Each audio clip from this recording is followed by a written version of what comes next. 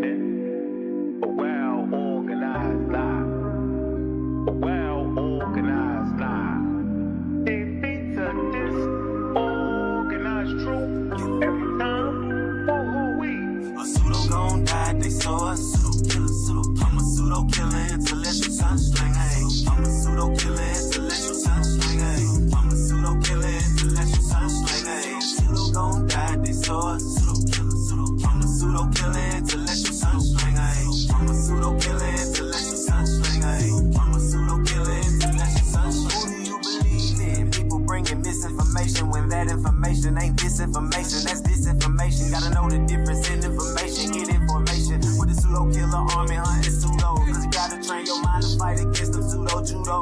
People with the scholarship salute, we give them kudos. But the people with that look of shit, we look and see straight through those like telescope. If you ain't speaking fast, we gotta tell them folks and let them know the truth. You bringing malinformation to blast, then you the Ku Klux. Like say, don't talk me to death, bro, what the proof of? Good juju chillin', why you wanna go way bad juju up? Shalom boy got the tank in the cut. I'm in Sosa World plotting on the kick though with Kent. Come in Tiffany gave me the pseudo names on the list and said went and got the low. Anthony got him in the scope, Gullah and Gozy. Make sure DNA ain't a problem for them folks, cause a pseudo gon' die, they saw a pseudo killer, I'm a pseudo killer, intellectual sunsling, hey. I'm a pseudo killer, intellectual sunsling, hey. I'm a pseudo killer, intellectual sunsling, hey. Pseudo gon' die, they saw a pseudo killer, I'm a pseudo killer, intellectual sunsling, hey. I'm a pseudo killer, intellectual sunsling, hey. I'm a pseudo killer, intellectual sunsling, hey. We're not attacking individuals. We're attacking the information and attacking the methodology. This is a long time coming right here. Let them know that we right there, running neck and neck with all other communities. We will not be left behind.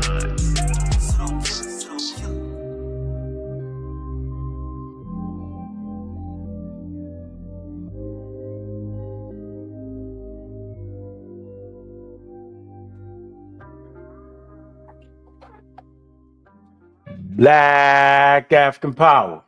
What's good? What's happening? A well-organized lie. I said a well-organized lie. Defeats a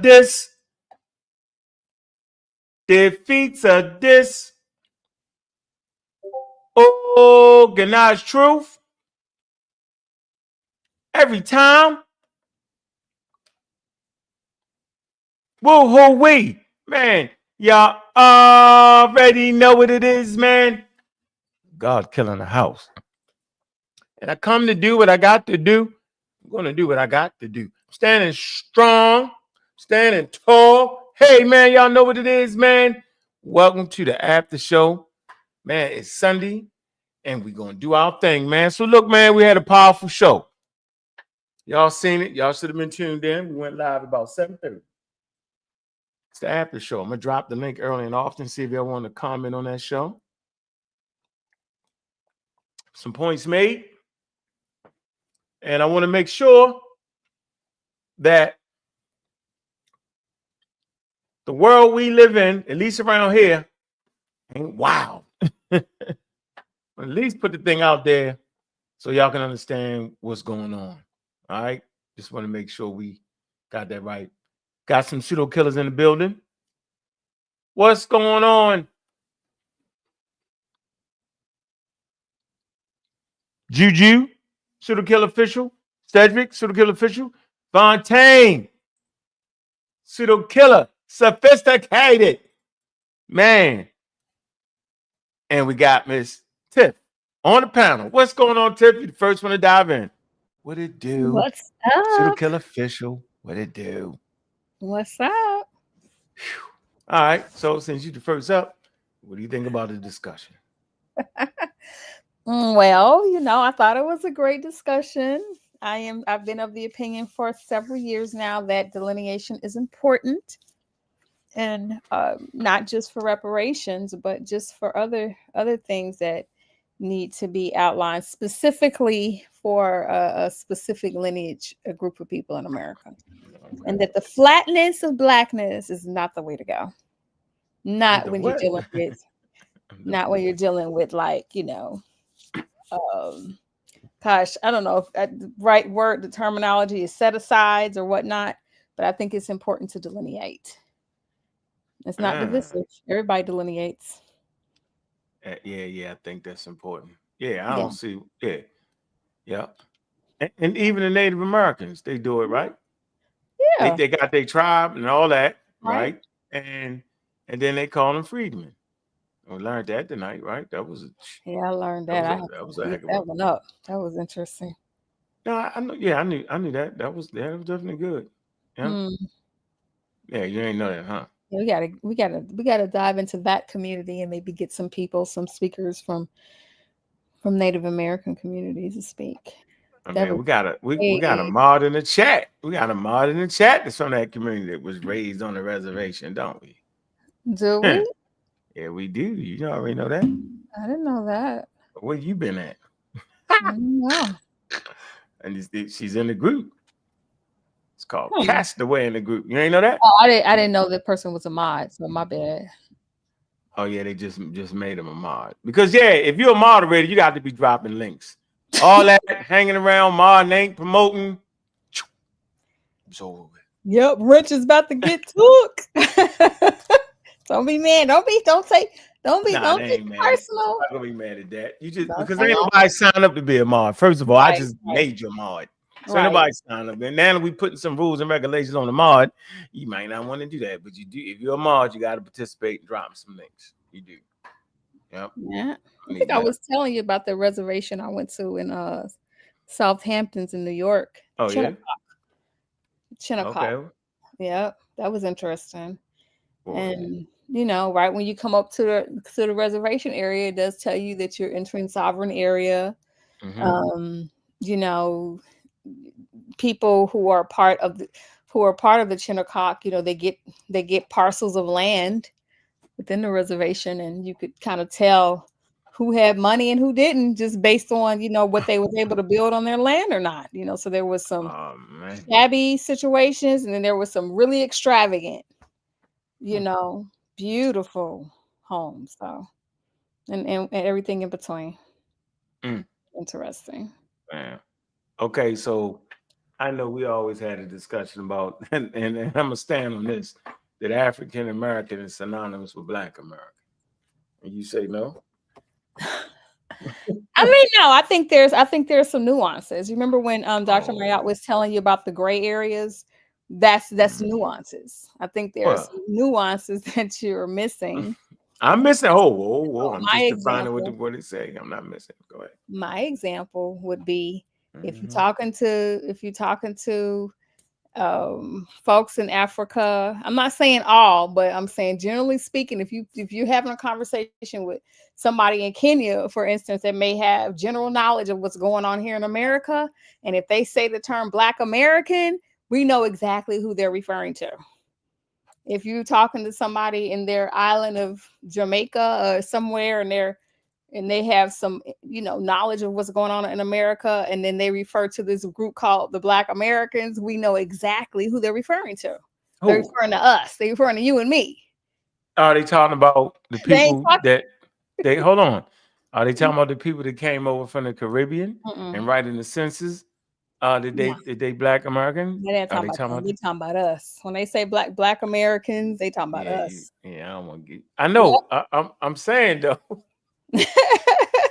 But we didn't already argue this. You literally, We hey, didn't argue that point. I just came up with that point. no, I'm I saying just thought you. about it. Wait, oh, because you said it. I had to let it marinate in my head.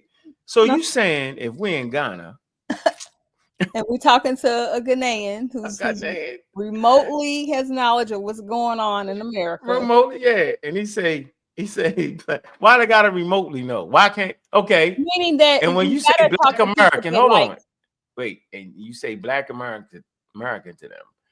Who they talking about? Who they talking think about you us. talking They're about? talking about me and you. Are they erasing the people that came over from the Caribbean? Are they saying they don't count? They're not erasing them, they just not talking about them. They talking about us. How would you know that though? When Because the it's terms are synonymous. the same argument that you made a few years ago when you talked about how Black America, when you use the term Black American, they talking about us. You don't remember having the same debate with people? And so when you use the term Nah, but I ain't get. yes, But it's a technicality on that road with that though. you did that. And so African Nah, American you is made just it. You gotta get that African video. American is just more Oh, no. encompassing of not only us, but everybody that will come No, but a from black here. is, but black No, it's is not. too, yo. No, it's Yeah, not. black. When you say It black, literally, you no. Listen. Hold on. Okay, we're gonna go. I'm gonna go to the thing.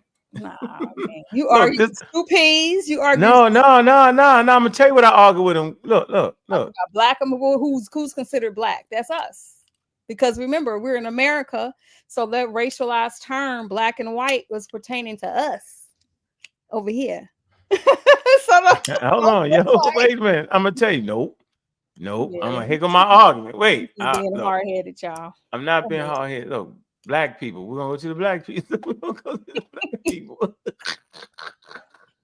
This was my argument. Listen. What's up, Ab? Little Thank Ab. you, I dropped thank that you, link. You six come over here finger. and kick it if you want to for a minute. Right. We ain't gonna Nobody stay long. says African American that much outside of America, but when they talking about No. Hold on. black American, they Look, talking here you about go. go ahead. Look, here you go. Black people. Who is black people? You say they know we're talking about us. Let's add in what the us is. Black is a racialized classification of people, usually a political and skin color based category for specific populations. That's what you're saying. Okay. Let me see, with a mid to dark brown complexion. Not all people considered black have dark skin. They say in certain countries, often in socially based systems of racial classification in the Western world, the term black is used to describe persons who are perceived as dark skinned compared to other populations.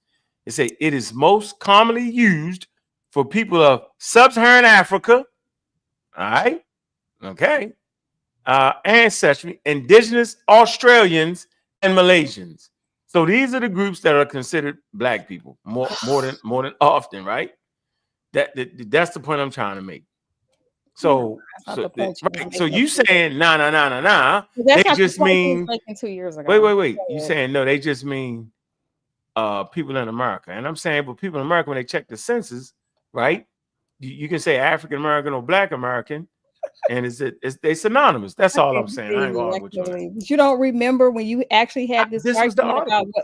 with black people, I was saying they didn't mean. I said it didn't mean because that's when other that. folks were saying, "Well, I'm Jamaican, ain't I black too, Unc?" You would be like, "You can say that if you want, but we already know the term black is specifically talking about us over here in America." You Yeah, but didn't there's say a nuance.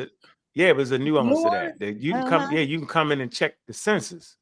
right? Remember, and you were saying that you need a term that's going to delineate us. Nah, you trying to get off the point. That's okay. I'm not trying to get this the article I always use. Did I not use the article? Yeah, but And look, hold on, I'm gonna show you. Listen, I've never I gravitated think away from this. delineation is important. I don't want I said you said that, but look, here you go. Look, watch this. Look, to. I've never said no more less than this. Hold on. Here you go. Contemporary anthropologists and others scientists, while recognizing the reality of biological variation between different human populations, regard the concept of a unified, distinguishable black race as a social construct. It's a different societies applying different criteria regarding who is classified as black, and these social constructs have changed over time. In a number of countries, social variable effect classification and no variabilities, my fault, affect classifications as much as skin color, and the social criteria for blackness vary. Some perceive the term black as derogatory, outdated, or reductive, or otherwise, right, unrepresentative label, and as a result, neither use or nor define it expressly in African countries. This was an important part. In African countries with little to no history of colonial racial segregation, right there. So when you don't got that European influence, okay, then they more than likely won't call themselves black. And I said that too. That's So right. I never used nothing outside this. This was my calling. I still stand by this though. Yeah, Right? there's one part of the article I don't think you're Mhm. mentioning now about Where? how the terms black became synonymous with us here in America. Like you didn't read that part of the article. Oh wow. Well, shoot. North Africa. Okay, We'll it's get all back right. to that. The All point right. is, Well, delineation is important. yeah. And so we're going to All use that the being said, FBA. Yeah, I think right. So I think I'm just saying it was synonymous. You saying it ain't. I don't feel like arguing with you on that. no, But what I will say is we do need to be able to have a delineation. You're right, and that's why you show favor to ADOS because you was understanding that, and then maybe the FBA. But I think circumstances change. Well, I'm gonna speak for myself. I ain't gonna speak for you. I okay. remember you never was FBA. I thought you was FBA. Didn't I see you at the first time I ever seen in my life was at that Well, FBA, right? see, I was about to say something. I was about to call you an N word, but not that N word. Was it? I was about Remember to that, say, yo, you me, bro, Garfield, we was you all there. see Remember? me there, then you was there too. I wasn't there. That wasn't me. She making it up around here, y'all. That wasn't me. Yeah, that was me, but I wasn't there trying to be FBA. I was there We because was I was, all you know there. what I What mean? you talking We was about? reporting the information. I was invited there. We saw that. I feel like at the beginning, I do. Boy, I feel like at what? the beginning, even though you may say Tariq was trolling, just waiting on the right moment, I feel like at the beginning the FBA did not include some of the the xenophobic rhetoric and the other outlandish stuff that they do now. I'm gonna say So that. you say it's a Although hate group. although Tariq has always been a troll, but So you say it's a hate group. I was willing to hear the conversation, but in these recent years, absolutely not. I don't want to be associated with it. Right.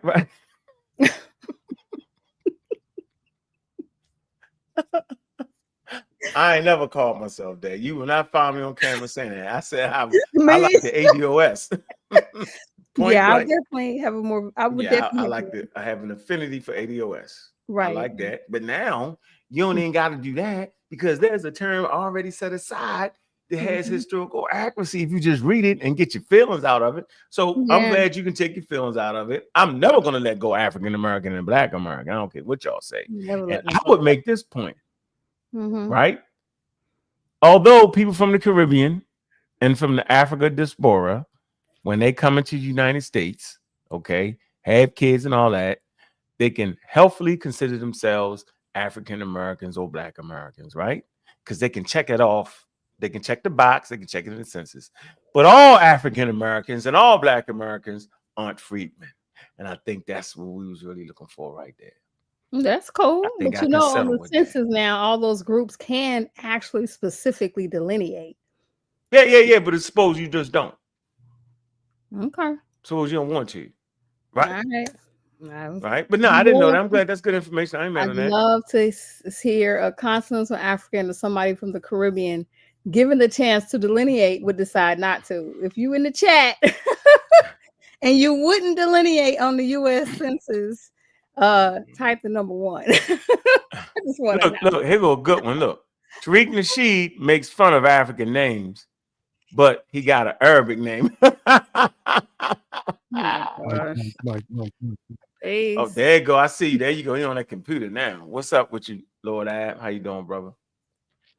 I can hear you. I can hear him. Maybe he's gonna come back in. I And can I hear would him loud love and to clear, know if you Jamaican, if you Nigerian, and given the chance to delineate, is you gonna pass that up? The kids might not though. We talking about the kids. As they start to go to school and blend on that, they might not. But they wouldn't be considered freedmen. That's the point. That's true. All right. Now, do freedmen? I have to ask Lord Abba. Does freedmen include? You would have. I guess it includes anybody that would have had a lineage in slavery. Anybody, or does it only? You got to be in America. You got to be a slave in America. I mean that. Yes, I mean that's the given. Yeah, and you got freedmen, and then that it applies to your descendants. So it's anybody in any of the states that has ancestors that were enslaved. It's not specific to no specific states. No, Okay. Nope. That's a question. That's a ChatGPT question. You could ask that. Where you at, Juju? Big up the Juju. Let me see. Mm-hmm. Yep. Come on back, Lord Abba. This is which one of these terms would America accept? Like Afro-American, Negro, Black. Which would America accept? Like Afro? We used to be called that Afro-American. I think that's We the used to be called conversation. Negro. Yeah, we used to be called Really? Black. Still is. African American. Yeah, but that's not. Yeah, you could. I don't think nobody would run around and call themselves a Negro, or African, or Afro American no more. I like Afro-American. I do. I like that. That ain't bad. But I don't want to. It has a nostalgic Yeah. touch to it. When it comes time to put that check in, all y'all Yeah. going, and they saying, yeah, we're only paying the Freedman. All y'all gonna change that. That's true. Yeah, let's be real. Come on, man. Somebody says America will accept all of them. I doubt it. No, not on pick. No. They're not paying everybody. Y'all got that. Y'all tripping. Now y'all tripping. I feel like if Trump know who the 14th Amendment was for, yeah, Trump did. Yeah. Mm-hmm. They know who's who. You say Trump know. Oh You say if Trump know. Right, if he know. Meanwhile, he having Black History Month celebrations, telling everybody else they can't. Ain't that something? Oh, Trump? Yeah. Yeah, he funny guy. He got a lot of nerve, right? Yeah, he's trickery. Trickery at levels you're not used to. He want to be the only one that had a celebration. Yeah, he played too much. Funny, yo. Yeah.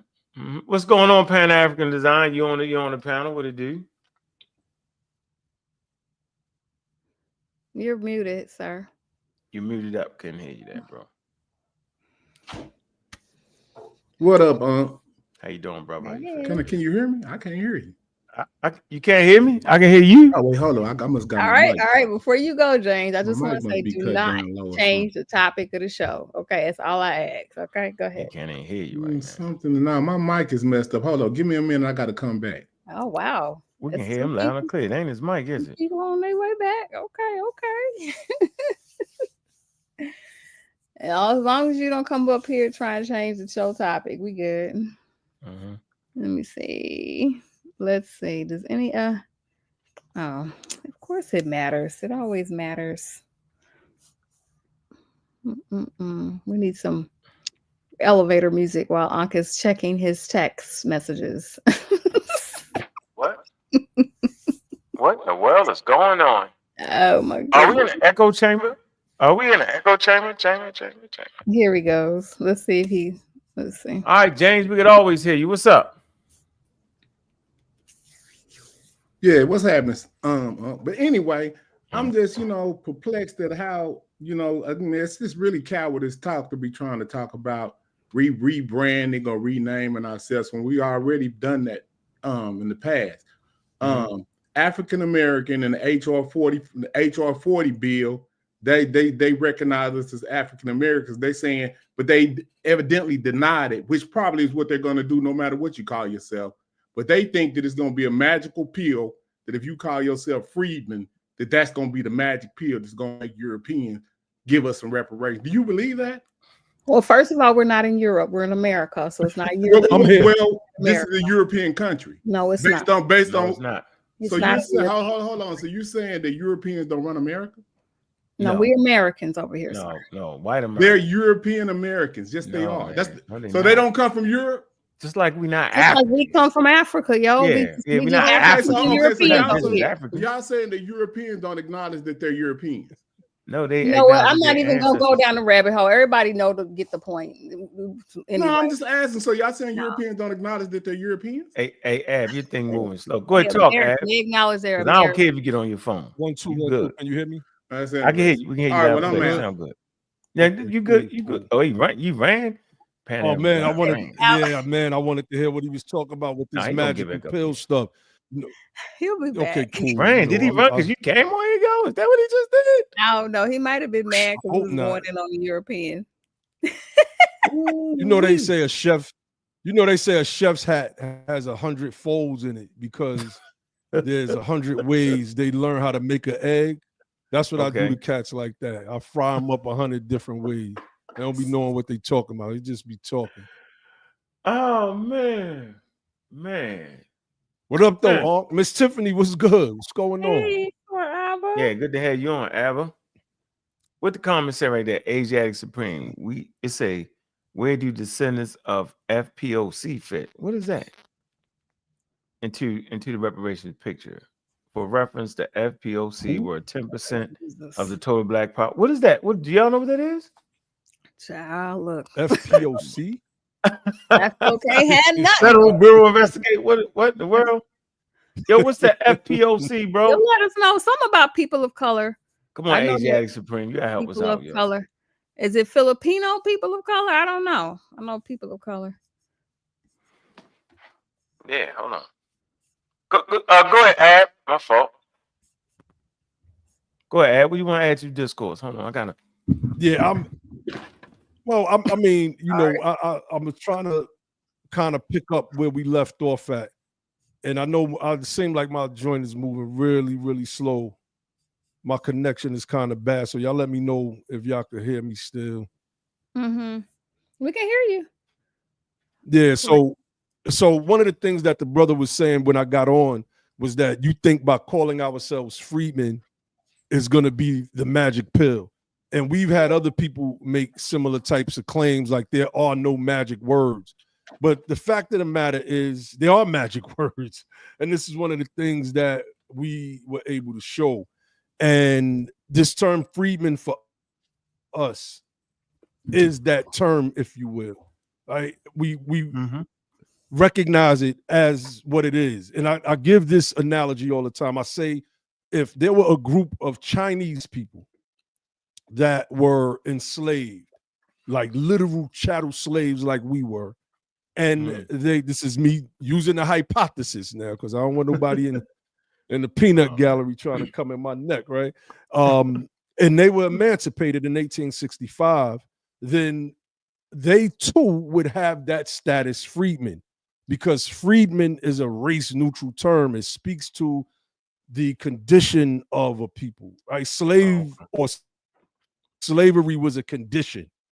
When you say, for instance, descendants of slavery or American descendants of slavery, it is inclusive of the institution itself, because that's what it is. Slavery is an institution that includes our people, them people, the financial institutions that indemnify, backed, etc., and all of the other institutions that prospered off of the backs of our ancestors. So, you know, language, and this is something that you learn in the Moorish movement, is so crazy.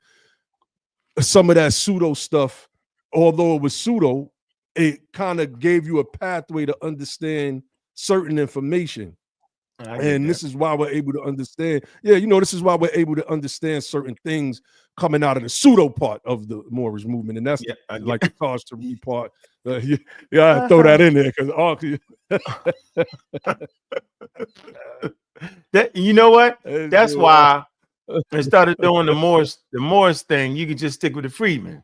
That's always my point, like that, because it's so much baggage attached to it that it's hard to. I wasn't on the show when y'all was talking about the Afrocentric thing and the what else? What else we talked about?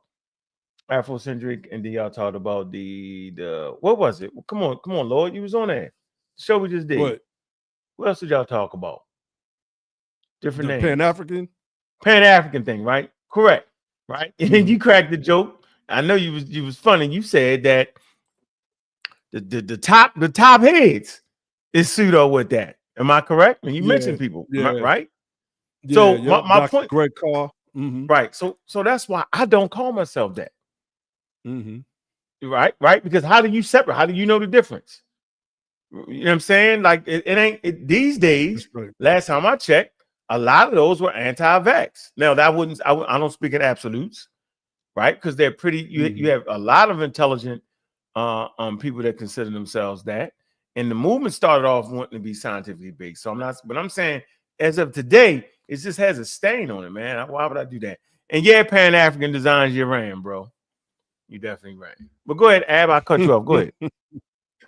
No, but you're right though. But I would say this, that those Pan-Africans are aligned with the Democratic Party. So I wouldn't say that those Pan-Africans are anti-vax, right? They take and toe the party line. But what they've been doing, people like Greg Carr, remember Florida rejected that African-American AP course that they were trying to push in the colleges and universities in Florida.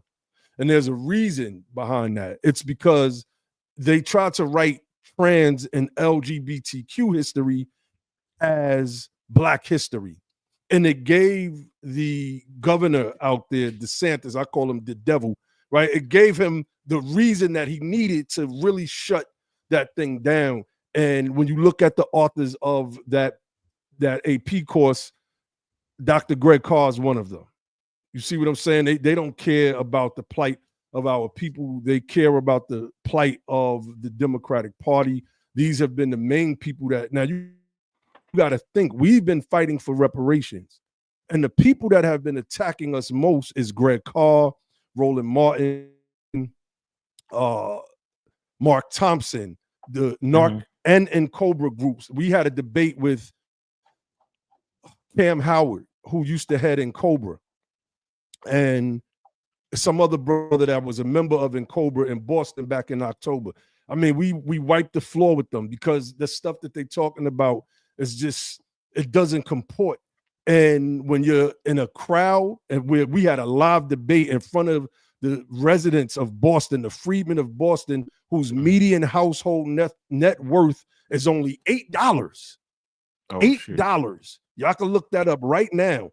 And the median household net worth of other people, like let's just say Black, quote unquote, Black people that are in Boston, the Caribbeans, is $13,000. And the other groups, I haven't seen their numbers yet, but the Dominican groups are doing well there. The Ethiopians are doing well there. The Cape Verdeans, they own all the businesses there. When I drove through Boston, my first trip, I didn't see one freedman, what we would call freedman business, not one.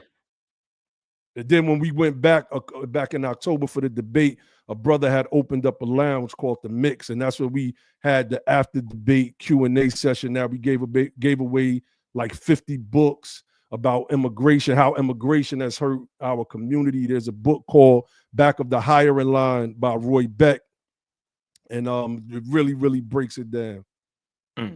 Okay. So there was a question in that chat real fast, and people are not getting why we don't call white people Europeans. You can say what you can call things what you want to call it, but in actuality, this is I call them European. Yeah, you can. But let's bring out the chart right here. Let's see what the difference is.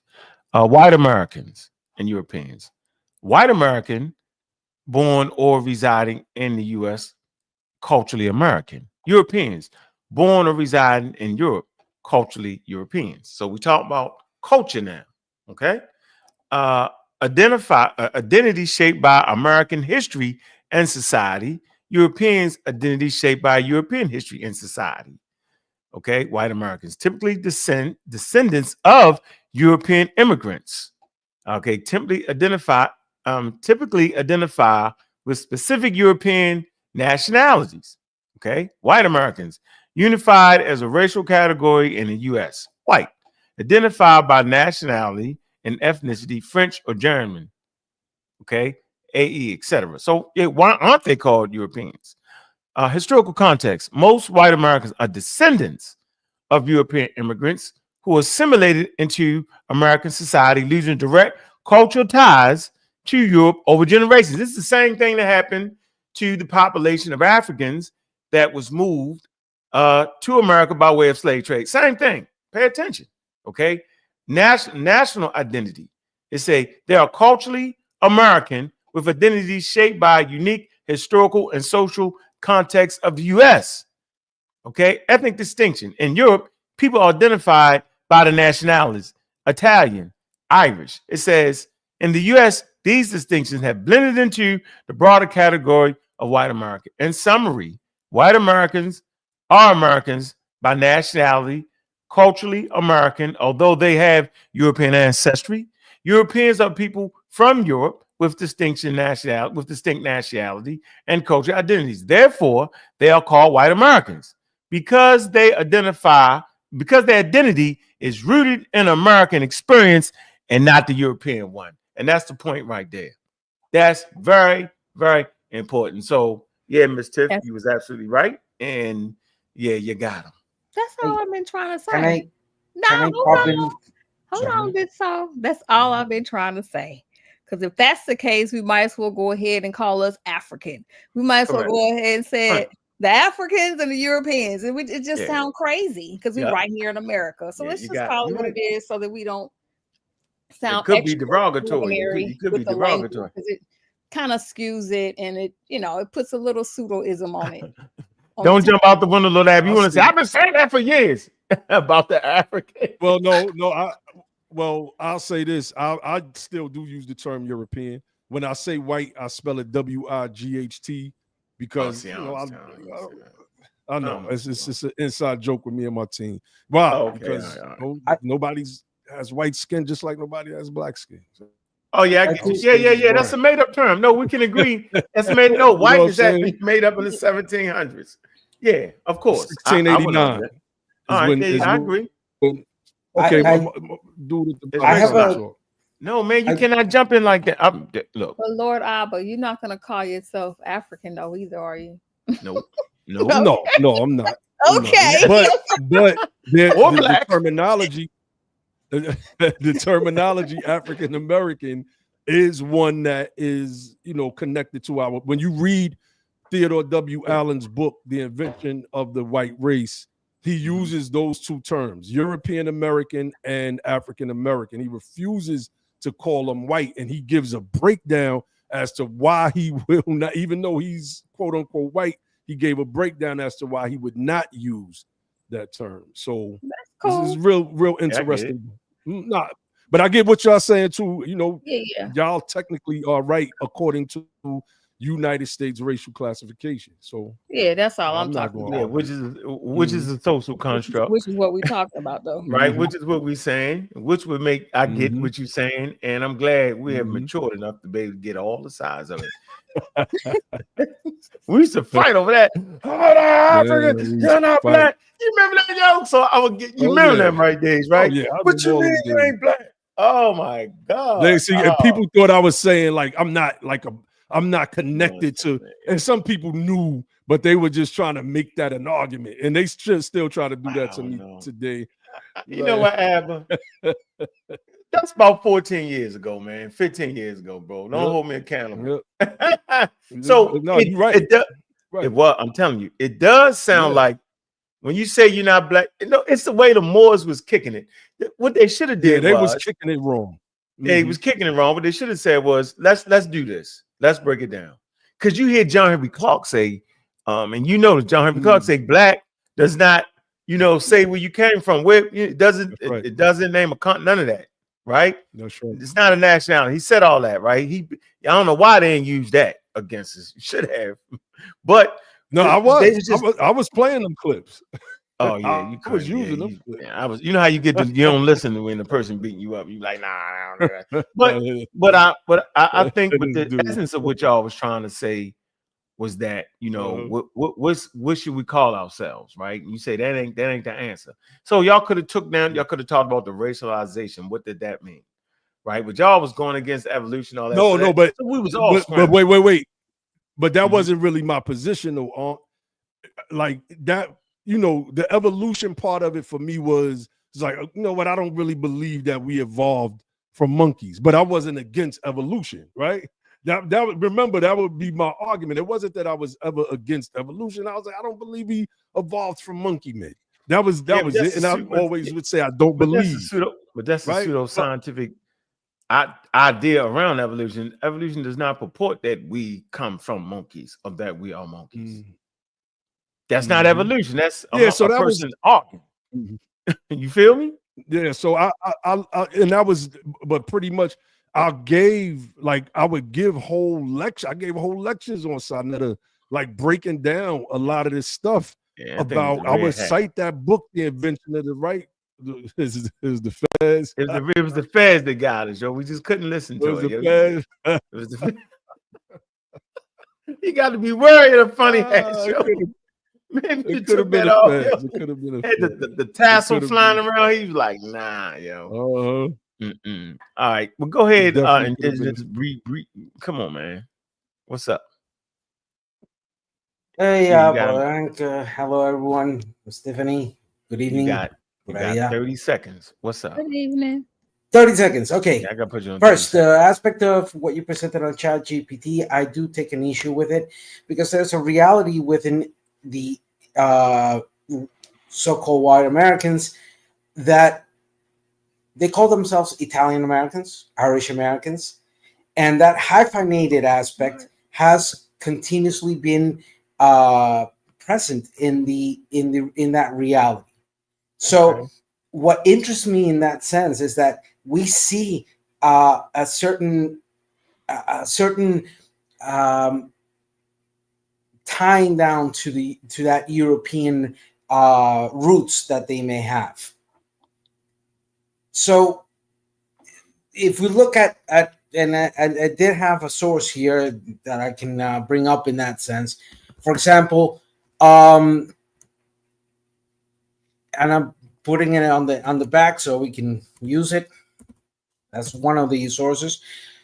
For example, how important do Americans or U.S. citizens who claim Irish and Italian ancestry feel that heritage is to them?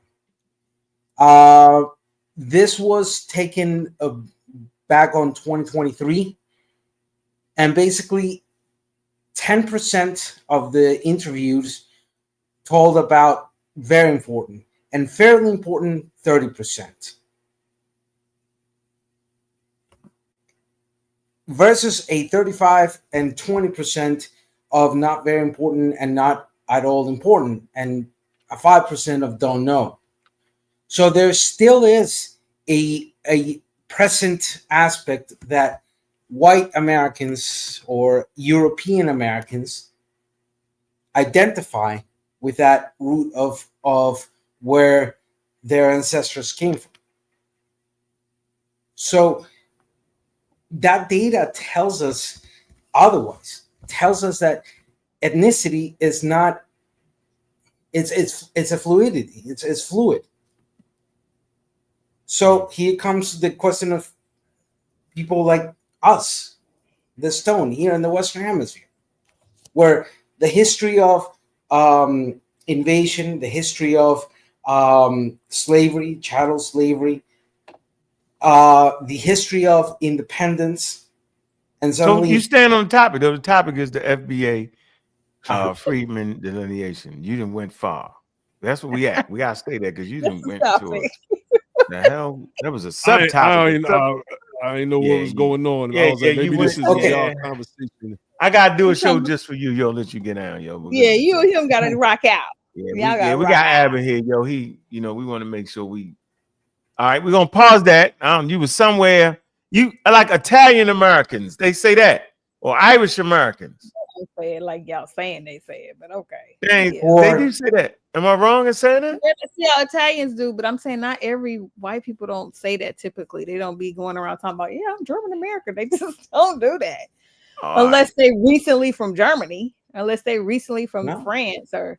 That's something that's been going on for the past almost 200 and some odd years. What? That identity. I live in New York City with the most international crowd on the planet, and I'm just not hearing it unless they got an accent. You know what I'm saying?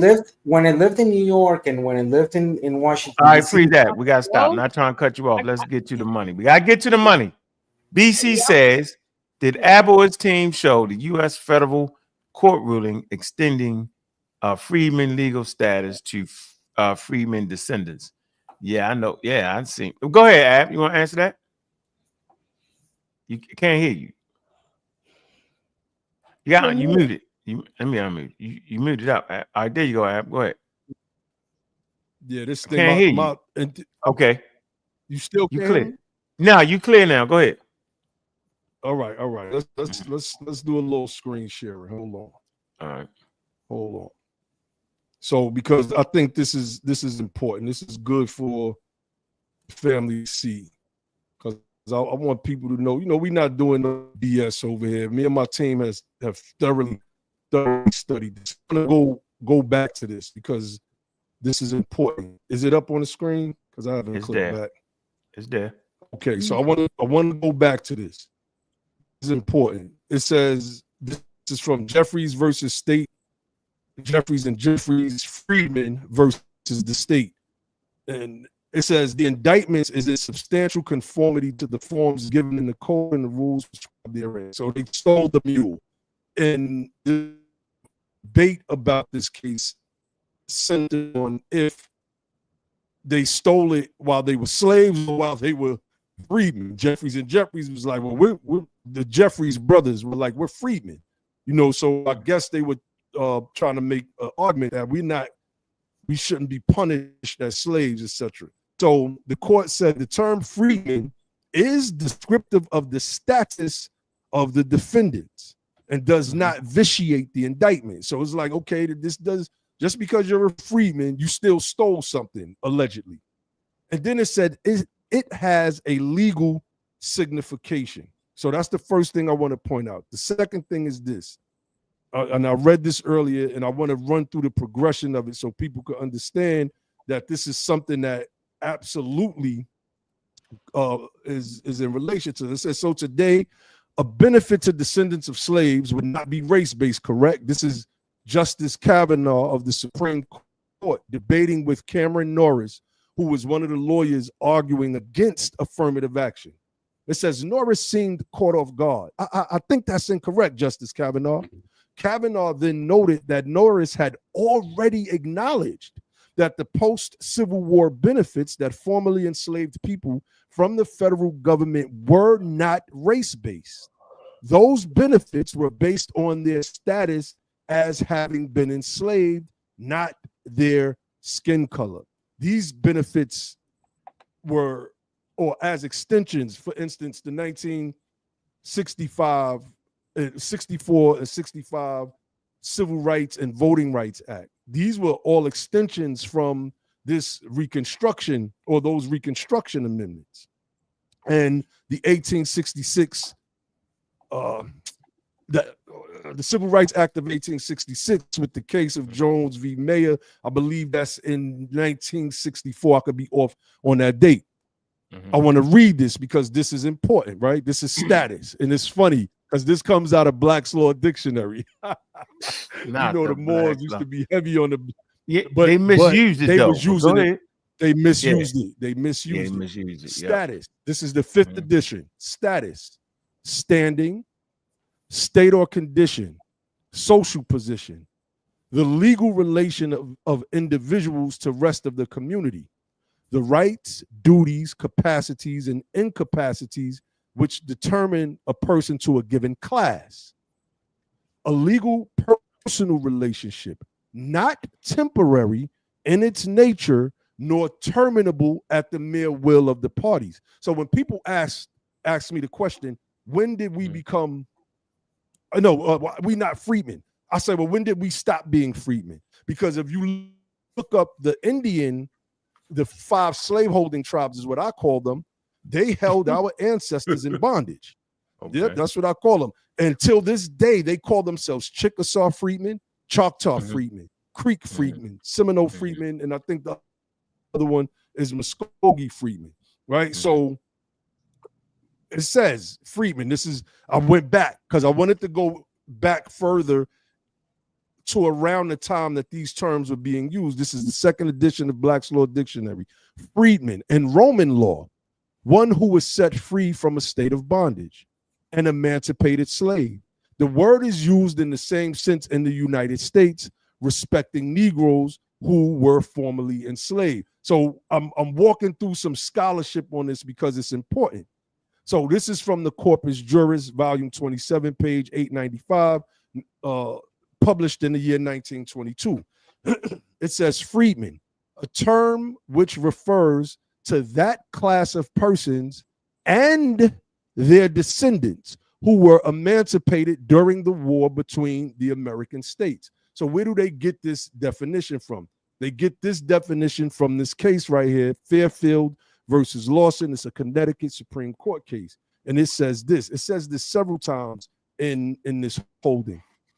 It says the court further finds that the term freedman, as used in the will, refers to that class of persons, that class, we keep hearing that word, of persons in the United States who were emancipated from slavery during our late Civil War or by its results, and embraces also the descendants of such. So not only do we have it as a status, it also is something as a name that connects to this group of people who are descendants of persons that were enslaved here, brought over by Europeans from Africa, and had lost their identity. When you look at, and we've studied a lot of the congressional debates during that time, those radical Republicans that fought to free our ancestors, they were proud of this term freedman. They modified the original term, which is freeman, to freedmen, to specifically note that these are freed men and freed women. We will no longer call them derogatory names or look at them as if they are beasts and people's property, and the way that the horse is the property of another man. So this term freedman becomes very, very important. And, you know, we find it all throughout the law. Like I could really, you know, get into some of this stuff, but I'll leave it there. I hope I satisfied that brother's question. So the answer is yes. There was a court document that got okay. I seen it. I just wanted to make sure we got that there. Yep. So that's all right. We had a good spot there. So the question is, why are we centering other groups in this discussion or whatever? I guess when you mentioned I don't know. We don't center. Tribes. I guess when you said the 5 civilized tribes, I get. I think I would need some more context. Well, I think that was from the chat. I think that was from the chat. I could be wrong, but I think she was talking to somebody in the chat. But I'll tell you what, though, is important to know that the people kept that ethnic name, okay, and still held on to what we would say freedmen. I think that's important. It identifies that they had been subjugated. That's why I thought. That's why I like either African American or Black American. But like I said, all African Americans or Black Americans aren't freedmen, and I think that's that's sold it for me, Ab. When I was able to process that like that, boom. Then I knew they was tricking us with the race thing.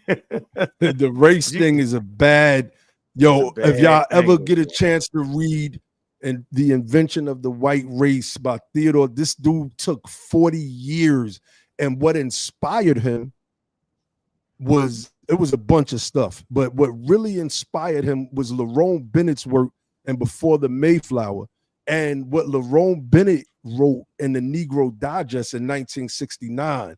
And what Lerone Bennett was saying was those 20-odd Negroes that came to Virginia in 1619 were not slaves.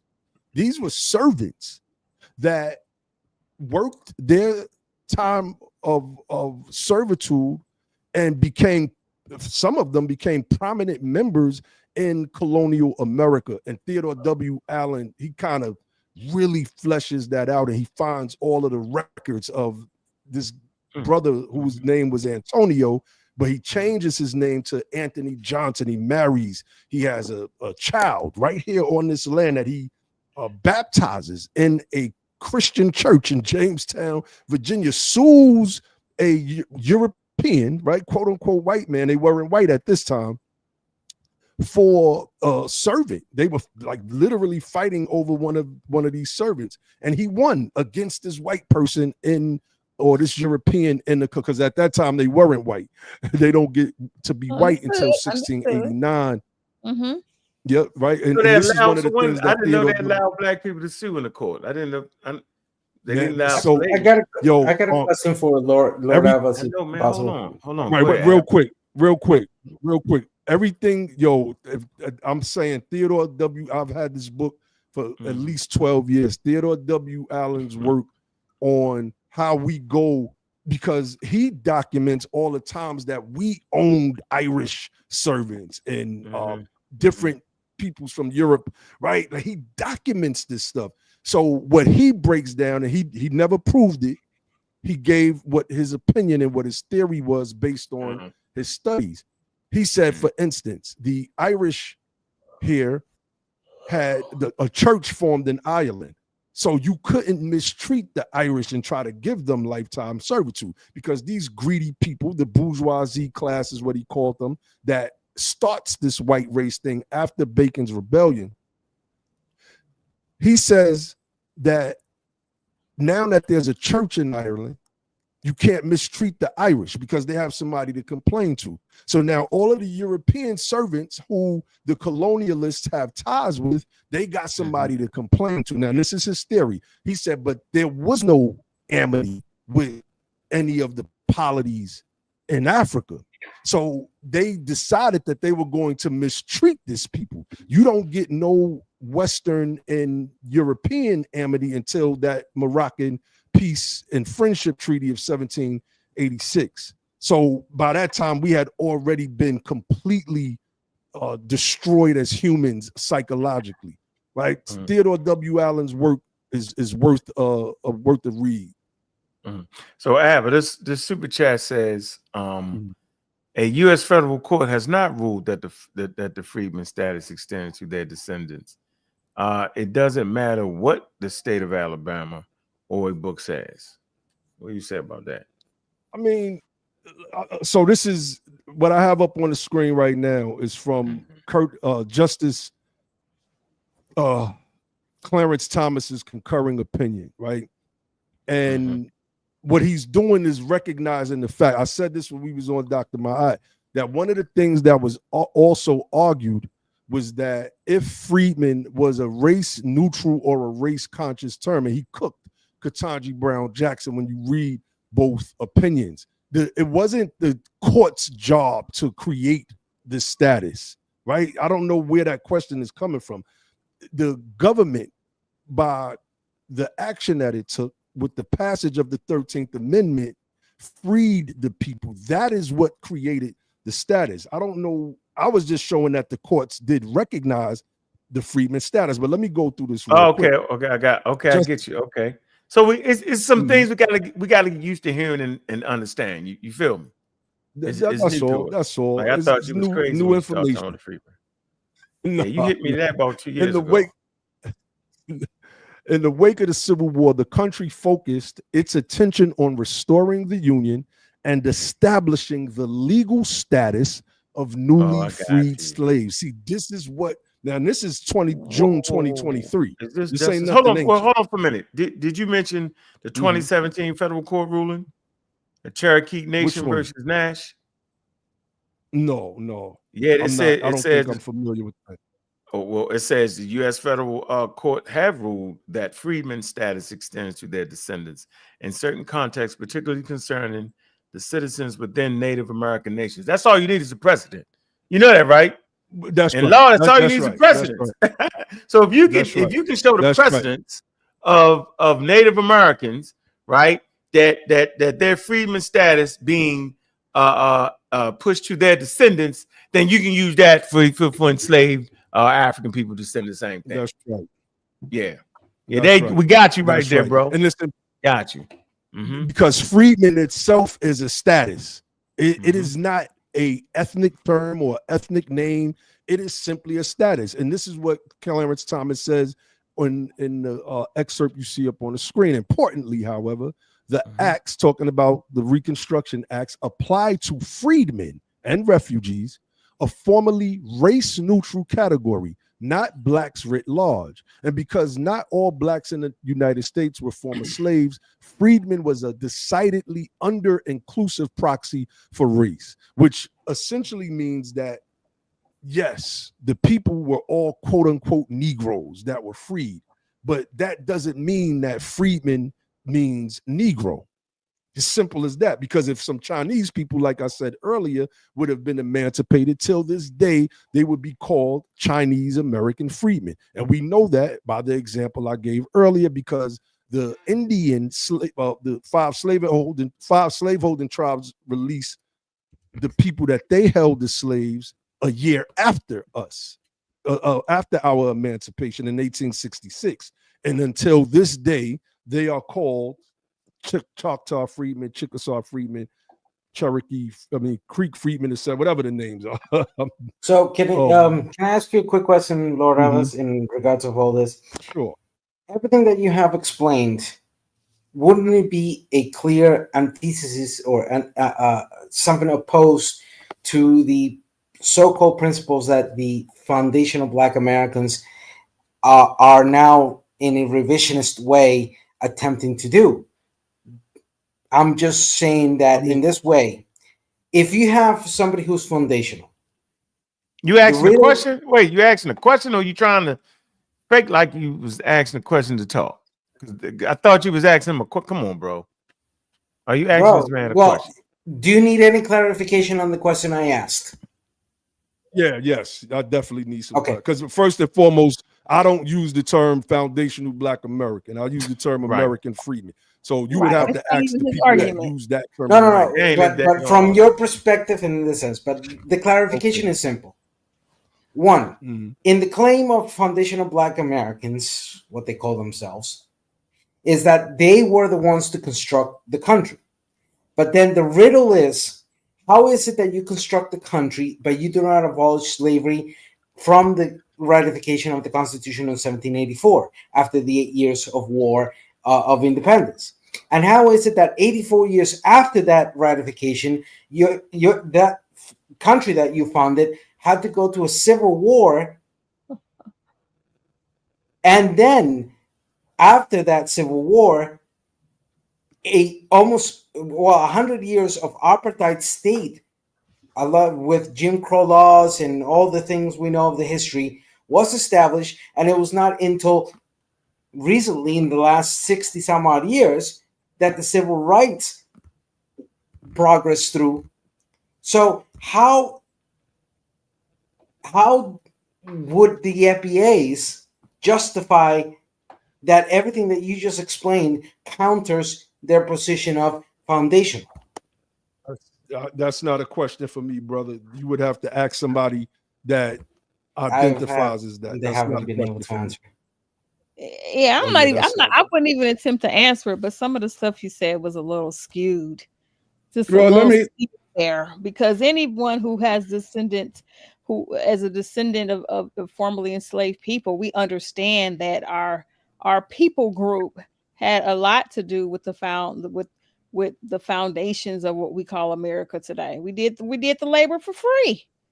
So heck yeah, we was instrumental in that. Now, some of the other stuff you were saying was a little piled on stuff that, I don't think anybody piled on. Yeah, you piled on some interesting stuff. You piled on. You did what I be doing, piling on. I like that. Hey, BC, I do understand what you're saying, BC. Though I do. I just said the precedents. He said, let me ask. No, hold on. Then he said the country that the FBA founded. Like what? Like, yeah, get out of here, man. You gotta said stop some other crazy stuff. Nobody said nobody found it. How can the slaves that found any? Come on, bro. Stop it. We did. Follow the money, bro. We did follow the money. Let me ask Lord Abba a question, since he summoned me back.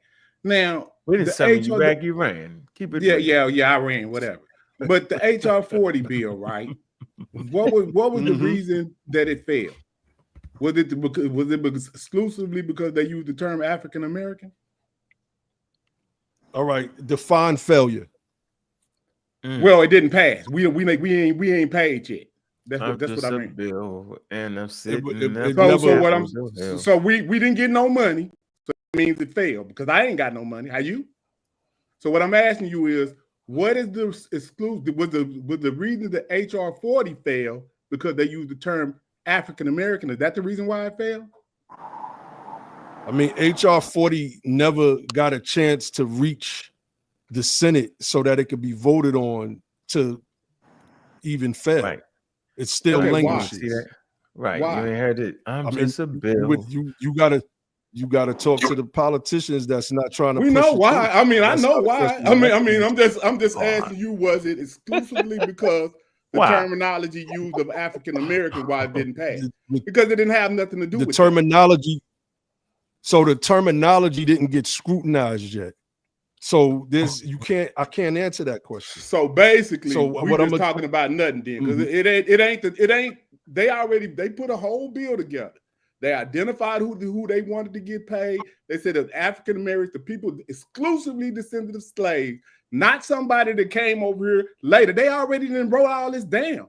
It's not even up for debate. When they wrote that bill, they exclusively identified who the African Americans was that wanted to get the pay. They delineated from the continental Africa and said exclusively only the people in America, not in the Caribbean, not in Brazil. The bill is exclusively for the African American. That was the term that they used. So they already, it's nothing to be. You gotta say it again, yo. Remember, African American can include those. No. Look up the bill. The bill exclusively is identifying only the African American slaves in this country, nowhere else. No, I know. The HR 40 bill. That's what we're talking about. In this country, people can call themselves African American and actually be an immigrant. That's all. That's all anybody. Okay, that's all well and fine. Yeah, but like you said, when it comes time for these people to pay the money, they're gonna go back and look and see how far you been in this country. They're gonna say, "Oh, your mama from Nigeria, you out of here." You know they gonna do that. Right. Like, why we even playing around here? Yeah, but you can't run the court with that though. That's the point. You can't go in the court and say, "Man, y'all know goodness well who he is." You got to go with the proper. But we know they're gonna do the due diligence, Uncle. What I'm saying, because they're not giving they're not going to give 1 billion Africans no damn reparation. That's all right. So let's get back. Let's get back to HR 40. Okay. Let's get back to HR 40. But hold on, before you do that, James. hold on, slow down.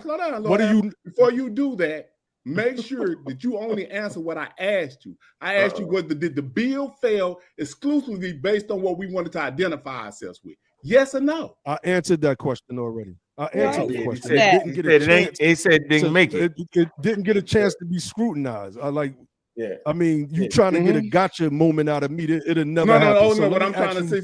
Okay, question. Let me ask you a question, brother. You just rambling right now. Yo, what do you understand about HR 40? Go ahead. What did you say? What do you understand about HR 40? That it was a bill for reparations. See how simple that is?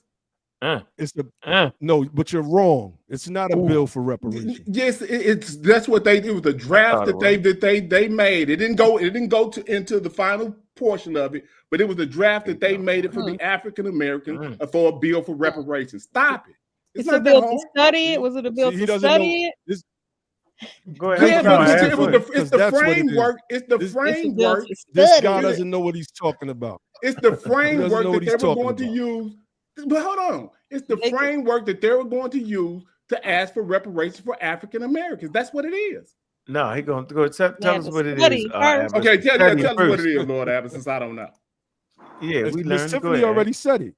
It is a bill to study the harms that happen to our people here so that the government can make recommendations for reparations.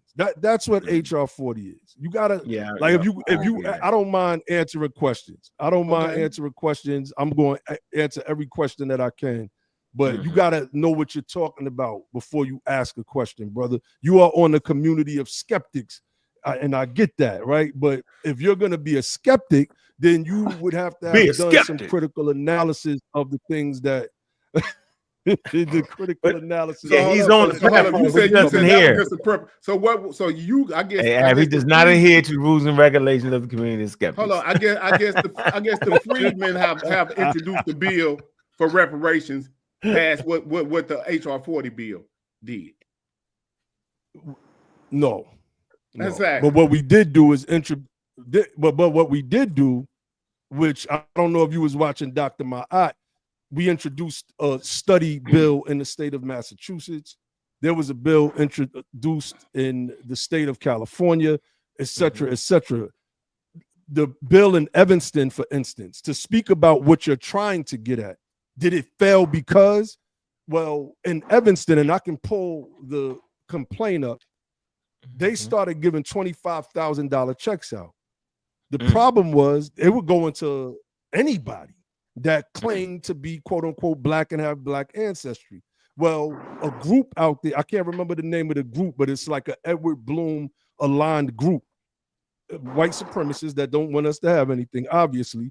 But what they did was they used the language that created the task force and its recommendations against them, and used the 14th Amendment to say that you were, or the state of Illinois is discriminating against me as a white person because my family has been harmed in the state of Illinois as well. Why am I not included in this thing? And that Evanston thing is going to be shut down. We're expecting that any week now. The payments have stopped, and they've been stopped, and you can Google this right now. So if the question that you're asking is that did HR 40 not go nowhere because of the bad language that's in it? Well, I can give you a live example of the Evanston, if they called it reparations, but that's not what it was. It was merely a housing voucher program that they call reparations. Okay. All right, we got what's going on, Brother Francis? How you doing, man? Welcome to our after show, man. How you doing, brother? We got a question. Are we having the right argument here, Unc, or are we just wasting time? What you mean? Go ahead. Simple question. I don't know what you mean by that. What? Simple question. Oh hell, I don't even know what you mean. I don't know shit. I thought we was. Help me out. Make me see something. I thought we were having a conversation about. Yeah, go ahead. Are these conversations about these different groups helping us get reparations, or are we just talking? That's my question. I think what Abinum is doing is definitely helping us move towards that goal. I would agree to that. That's why I'm in full agreement with him and support, because it's all in the terminology when you go into the court. It's not what I say it's slick. Well, they know we African Americans. I can't run up in there and say, they know we African Americans, that we was descendants of the slave. They know it. They're gonna look at you and throw your ass up out. They throw me up out. Get up out of there, boy. Yeah, you got to go in there with the right language, with the right paperwork, man. It's very meticulous. So according to this conversation, what is the right language and what is the right paperwork? Because Brother Reggie already did a show breaking down and explaining some reparations cases. Yeah, we don't know. Reggie doesn't know what he's talking about. So don't jump on me because I call the man. Go listen to Reggie. We know what we're doing. We've already submitted legislation. We have a whole nationwide network that's putting in work from East Coast to West Coast. So I'm not arguing with you. Go listen to Reggie. Language. That's what I said. He said, "What's the proper language?" I get it. Let me say this, Ab. No, go ahead, Ab. I want you to do them. Go ahead. That's my question. I'm not arguing. Okay. So the proper language is you can't use race. That's number one. You can't say reparations for Black people, or reparations for African Americans, or reparations for the descendants of Africans or those with African descent. You can't say reparations for Negro. You can't use race-based legislation. That's number one. The courts have ruled that I could pull up all the different cases. Why again? Can I tell you why? Jackson, can I say why? Virginia. What's up? Can I add the why? Because there's no way to really tell who the hell is Black and who's not. Because this was the argument. Right, so you couldn't use it. This was the argument. That's right. But look, this was the argument that Ketanji Brown Jackson tried to have in the Supreme Court with Clarence Thomas. And Clarence Thomas said, well, what do you mean Black people are suffering here? Black Caribbeans are doing exceptionally well in the United States of America. In fact, many Black Caribbeans have surpassed Black Americans. So what do you mean, Black? You see what I'm saying? So you can't use this broad racial term. Yeah. This is why we're harping on the status. This is why I read what Justice Kavanaugh said in the oral hearings of that affirmative action case. This is wild.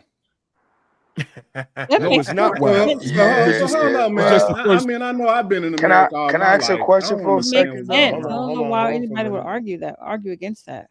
All right, hold on, Francis. Are you finished, Francis? We haven't. So why we having a conversation based off of Brother Reggie?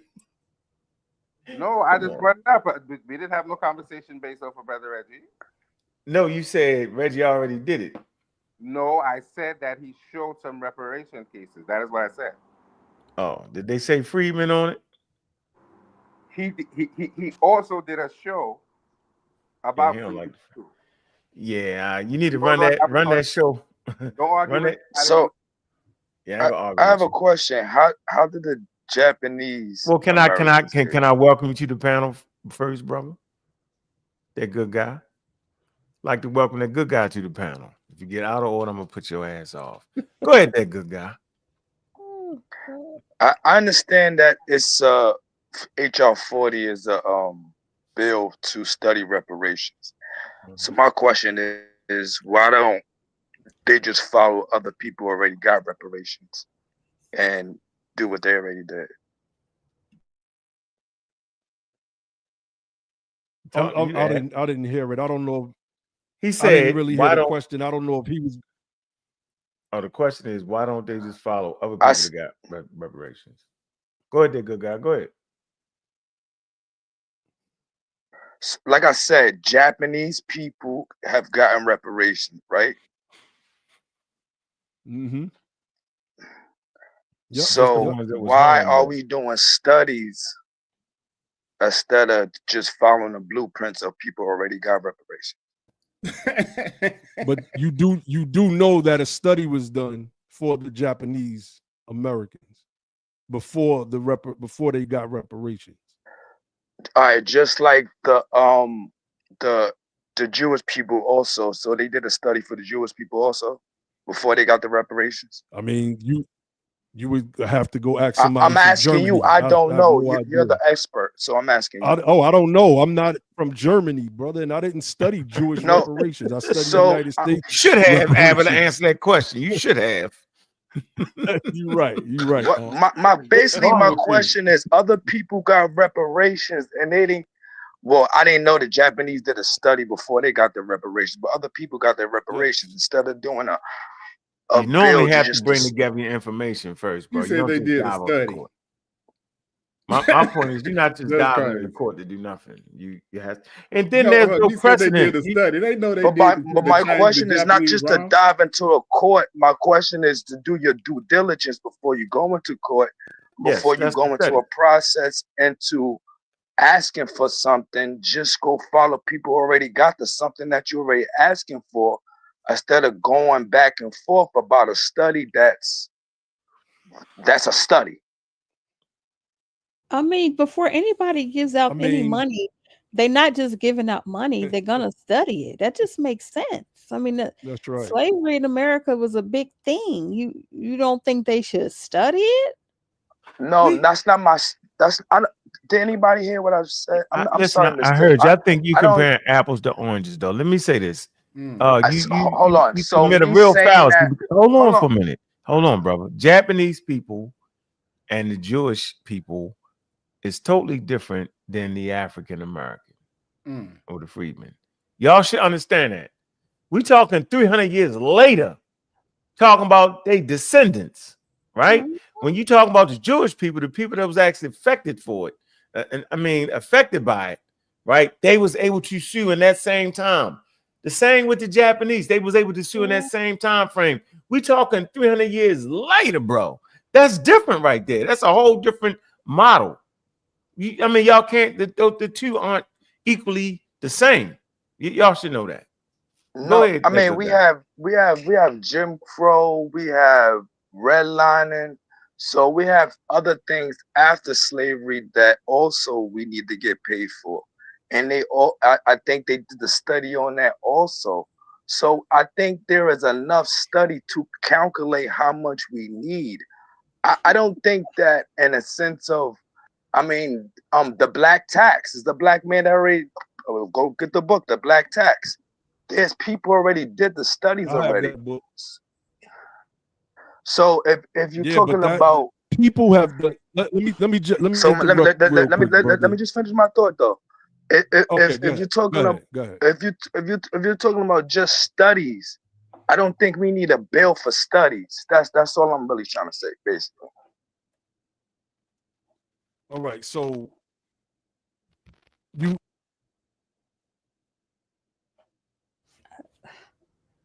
He must be frozen. You're frozen. Yeah, I can't hear you, Ab. Can't hear you. Your thing went off for a minute. There's a political process. There's a reason why they have Frozen, bills Ab. so that they can actually facilitate work in our government. That good guy.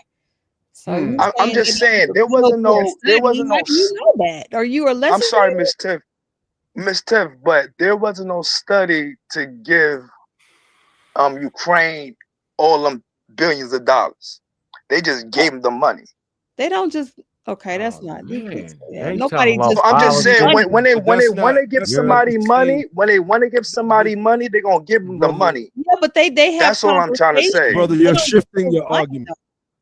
They have conversations. Right. I'm just saying when they want to give somebody the money, they don't make excuses for it. They just give them money. That's all I'm trying to say.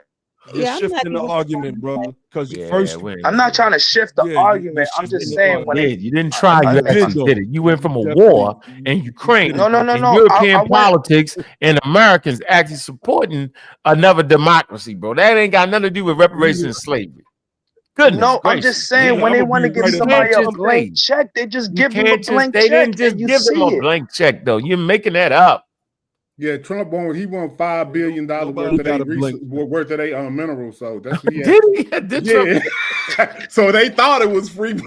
No, it ain't gonna be free. They need. Billions. What they talking about? Wow. If we just stick on the reparation thing, how is the Americans paying for reparations for Jewish people?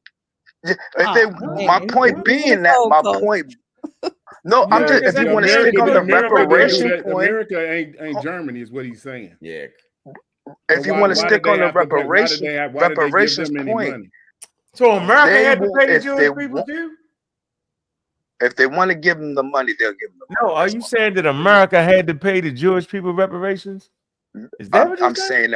I'm saying America is paying them. I could be wrong.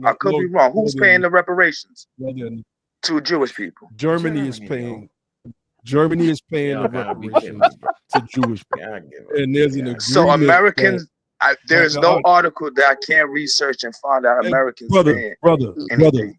This is look, you can, right? You have Chat GPT now, you have Gemini, you have Grok, there's a bunch of AI tools, and you just have the free World Wide Web. You can research these things. The United States of America didn't harm Jews. Now, they may have agreements with other countries like France to help process reparations payments through these countries and use the United States of America as a pass-through, but the United States of America is not paying any reparations to the Jews. And how do we know this? There's a University of Amherst. Let me see. Let me share this screen real quick. The University of Amherst has documented every single time. All right. You didn't put it in there yet? Ms. Tiff, make sure you pull it up. No. Yeah, hold on. Because I can't. My thing is acting crazy. Yeah, but that's kind of off topic, ain't it? Y'all was trying to I'm trying to figure out, like, just like that good guy said, how is it possible that we jumped off topic? Just check it out. How is it possible? You saying that the Chinese? Now we do know that they gave Chinese. We can just leave the other part alone. They gave the Chinese reparations, and y'all said they did it quick, fast, and in the hair. You talking about the Japanese? Well, yeah, the Japanese that they and what was that in San Francisco or off on the West Coast? Yeah, they gave them reparations for putting them in the camp, right? That's what they gave them reparations for. Now, what I'm asking is, they recognized quick, fast, and in a hurry that they had wronged them people, and they paid them soon. Now, so you saying it took how long is it going to take them to recognize what they did to us?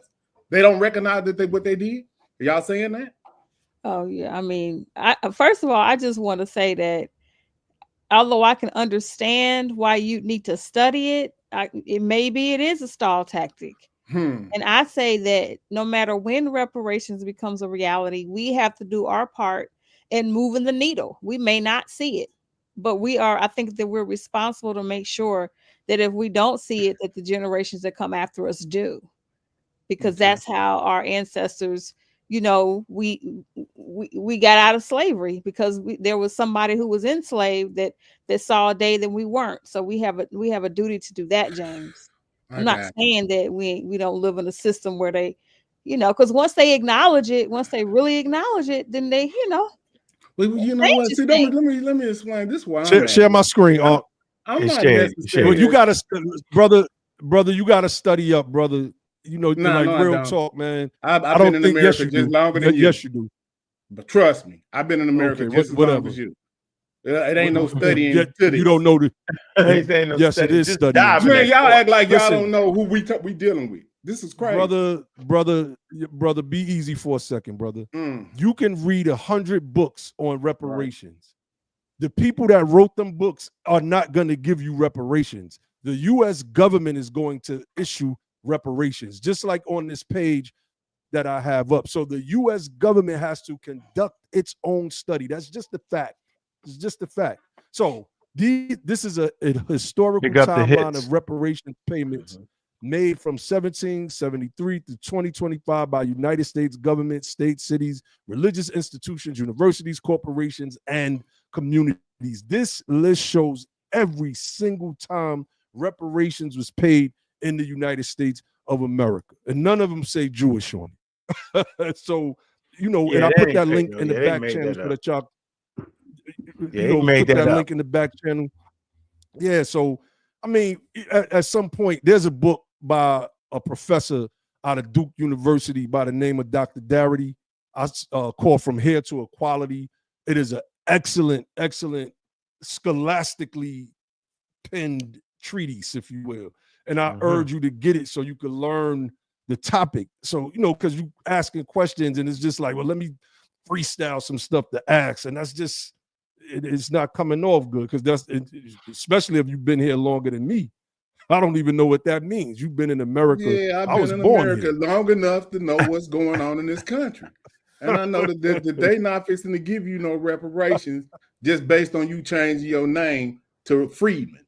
That's sounds loose. Okay, that ain't what he's saying. Do you think there is a circumstance where we get it, James? No, and at this point, I don't think that we should even be asking, because based on how they got this country, they didn't ask for nothing that they took. This is how the world works. Oh God! Yeah, that's how it works. So didn't Obama give them $12 million?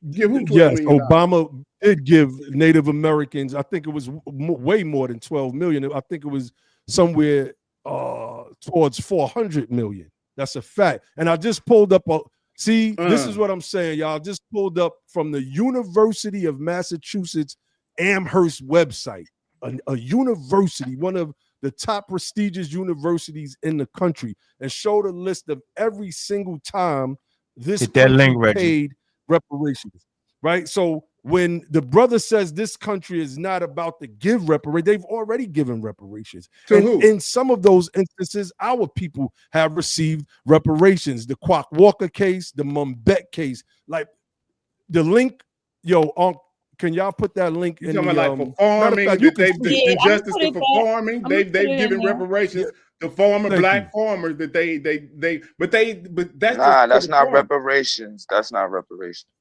That's not. Well, I know they gave the black farmers some money, about $1 billion. All right, let me read. I want to read this again. That, but I ain't heard of them giving no Africans no reparations. I want to read this again because Bubba Reggie has ended the building. They're not giving Africans reparations. African Americans, excuse me. Thank you. African Americans. That's the problem. Well, the city of Chicago has paid reparations to quote unquote African Americans who were victims of police brutality. That's on that list. Mumbet, I think her name was Elizabeth Freeman. She's on that list. Quock Walker. These are people that received some form of reparations in the United States of America. I mean, if you're not studied on the topic, you can't just make these blanket statements. But I want to read this again.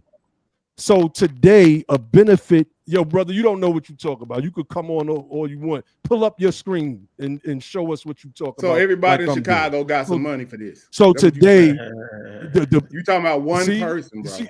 You see how whack that is? You see how whack that is? So the brother, instead of No, instead of the brother just pulling it up, and let me type in to see, the victims of police brutality reparations case in Chicago to see how many people actually got reparations. You think all black people? It was the people that they victimized. Come on, don't try that with me, brother. About? It's only the people they victimized.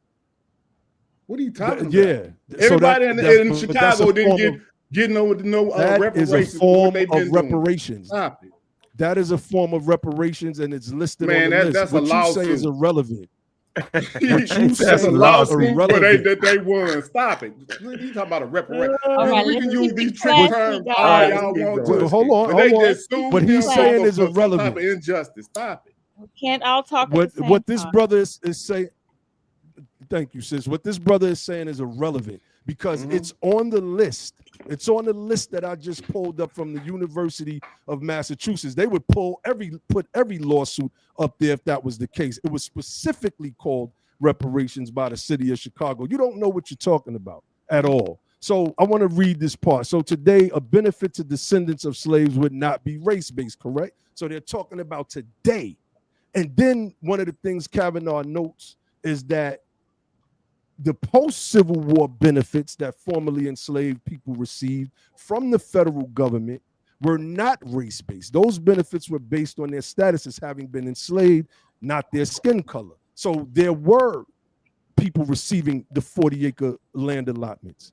There were people receiving monies from the Freedmen's Bureau and provisions and things to quote-unquote get back on their feet. If you're not studied on the topic and you don't know what you're talking about, dude, get off the panel, man. So you why don't know what you're talking about. Hold up. So you saying it already happened. So why are we still talking about it then? Have you heard of? Because then the majority of our people did not get reparations, bro.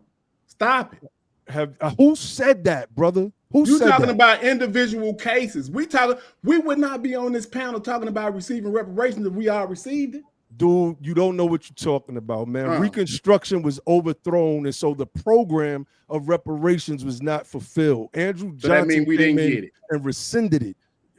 But what you're saying is it never happened, and it was in the process of happening, and then they murdered the sitting president of the United States of America. Man, you wow. Abraham Lincoln. No, you wow, because you don't know what the hell you're talking about. I bet you they did, because they ain't trying to pay no African. Okay.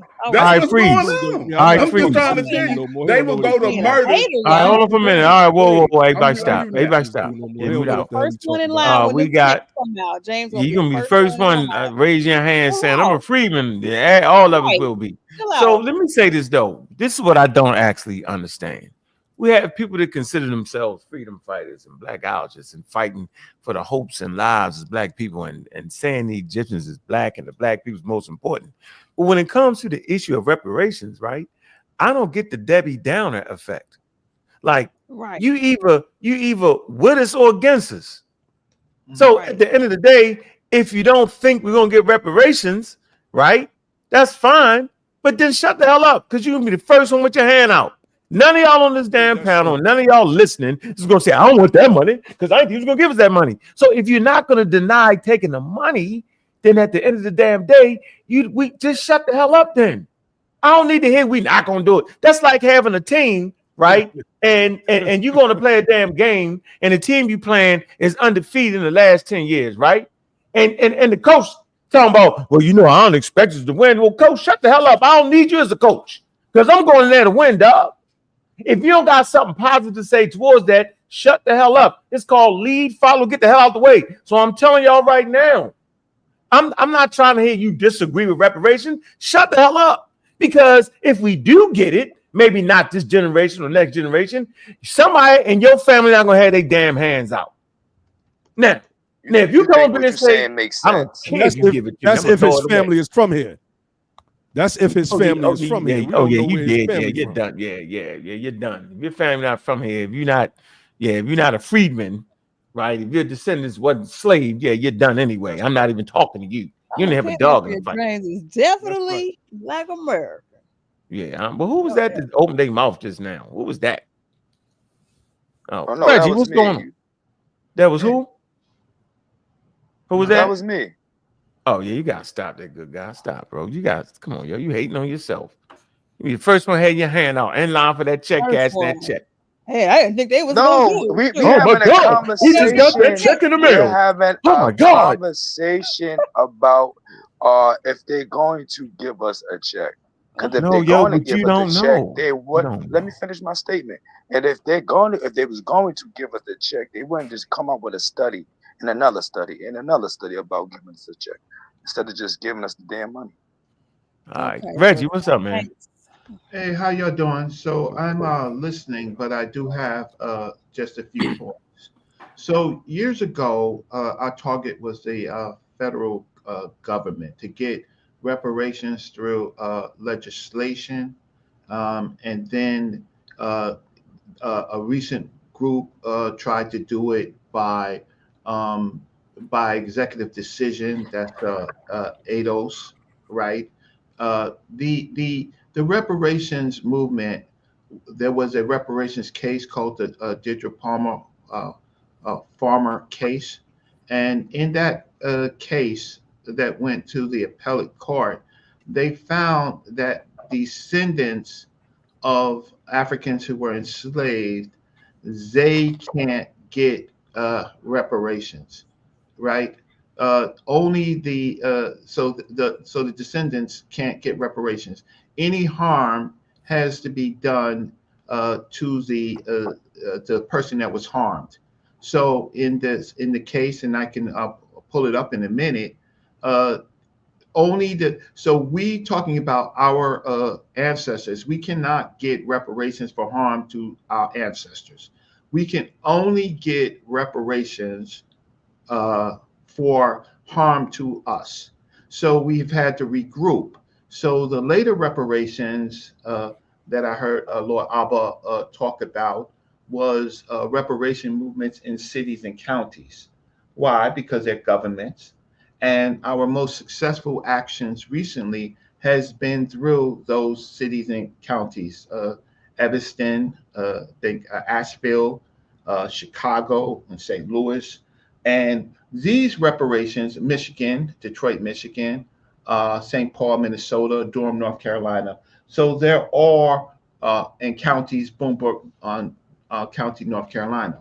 So the strategy has changed because we know that the Supreme Court, I mean, not the Supreme Court, but the appellate court has made that point that a harm to our ancestors is not a harm to us, right? So now the cases that are coming up, well, are happening in the local cities and local reparations, and that's where we've been more successful for. And these reparations actions are largely in, let's say, majority Black cities or mixed cities like Asheville, North Carolina, where, but it is given to people who have been harmed by recently, and when I mean recently in the last 40 years, for things like housing discrimination and things like that, employment discrimination, where people can say that they have been harmed. Now, let me explain real quickly. Okay, our ancestors, we if we don't have a holding of their estates, we have no standing in law. So we can't walk into a court and I said, I want to sue for my great great grandmother who was a enslaved person. Great great. Why? Because you have no standing, because you don't have any access to the estate. If you so that you're not the right person, you're not the right claimant. And we have to be wary about these things. So everybody should read the last reparations case and then you understand what I'm saying. So I'm not in disagreement so much with Law Abba, except for the point that labels and terms, right? Those are conclusory, right? Labels and terms, they can be interpreted one way and another a way. But where we can get reparations from is when our local legislation, right, uh, decides to either do a study or do a payment. Now, the one that we did win, I think it's in, it's not, is it Evanston?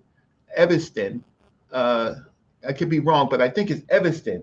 Now, a white wing group is saying that reparations to these groups violates the 14th Amendment. right? And the city is actually fighting back because there's another term. So normally we sue for harm to us, but there is another way in which to sue, which people don't know about. It's called disparate impact. When you have a policy that is supposed to be neutral, right, but disenfranchises a group, then you could substantiate it by statistics, and that's called disparate impact. So I'm going to stop right now. And reparations is possible, but we don't have enough congressmen. We don't have enough senators. We only have 3 or 4 black senators at best at one time, usually 3. So we're not going to get past the Senate. We're not going to get past in the federal government, Congress, where we have about 256 black representatives. But even if it got past the Congress, it can't get past the Senate, and these presidents don't seem to want to sign it. So we have to focus on local reparations, where we are, to convince us, our people who manage these cities, to do some type of reparations actions. Now, as far as payments, outright payments, that has been problematic because that's going to one generation, right? And that's a problem. And in California, they did the study. They were almost ready to give reparations, but it collapsed. And it collapsed because of a number of issues. Some people thought it should be lineage based. Some people thought that it was too much money, et cetera, et cetera. So I'm gonna listen, but I did want to make those points. Thank you. Abby, you got a response Again, to that? Yeah, because we got to know what we're talking about, man. Sheesh. We've been through a lot over the past. Yeah, I was just telling my peoples earlier that the first time I ever spoke to Ankh, it was a debate. Jamil Muhammad Shabazz called me and put Ankh on 3-way. And we was arguing about Canaanites, Hittites, and some other stuff. Right? That was the debate. The very first. And at some point, I can say that I've learned from watching Amin Ra Squad. I've learned from brothers like Wesley Muhammad, people that, especially when they was being honest to Amin Ra Squad, because y'all was being dishonest to me sometimes. Just going to put it out there. But trying to learn the scholastic method. I was trying to learn like anybody else. Shit, I wasn't trying to be dishonest. Right? So. Trying to learn that scholastic methodology. Share my screen real quick. Okay. And so this is pertaining to what Brother Reggie said. We want to make sure we stay in course. Yeah. And I'm going to get into 2 things. Yes, descendants of Japanese Americans who were incarcerated during World War II received reparations. And it's just the fact that their children and the children's children received it. It passed on. And if it was no line, it went into like this pot. The only thing you have to do is pull up the positive law where it's called the Civil Liberties Act of 1989, and just simply read it. So when you say that it could only go to the people that it happened to, it's just not true. Now I want to share this next one right here for me because I want to get into the case. Yeah, I want to get into the case that Reggie is talking about. That I never could say their name right. Palmer Farmer case. Perlman Farmer, I believe. Hey, 1 sec. Yeah, hey, man, make sure y'all hold on 1 sec. Make sure y'all like and subscribe. Also, man, make sure you hit that cash app, man. We've been rolling for about 2 hours. Man, show some love, man. Also, man, make sure you get y'all tickets to the Samaka Cater conversation with the experts, man. Make sure y'all do that. That's very, very important. We're going to drop the moderators. Make sure y'all drop the link on that.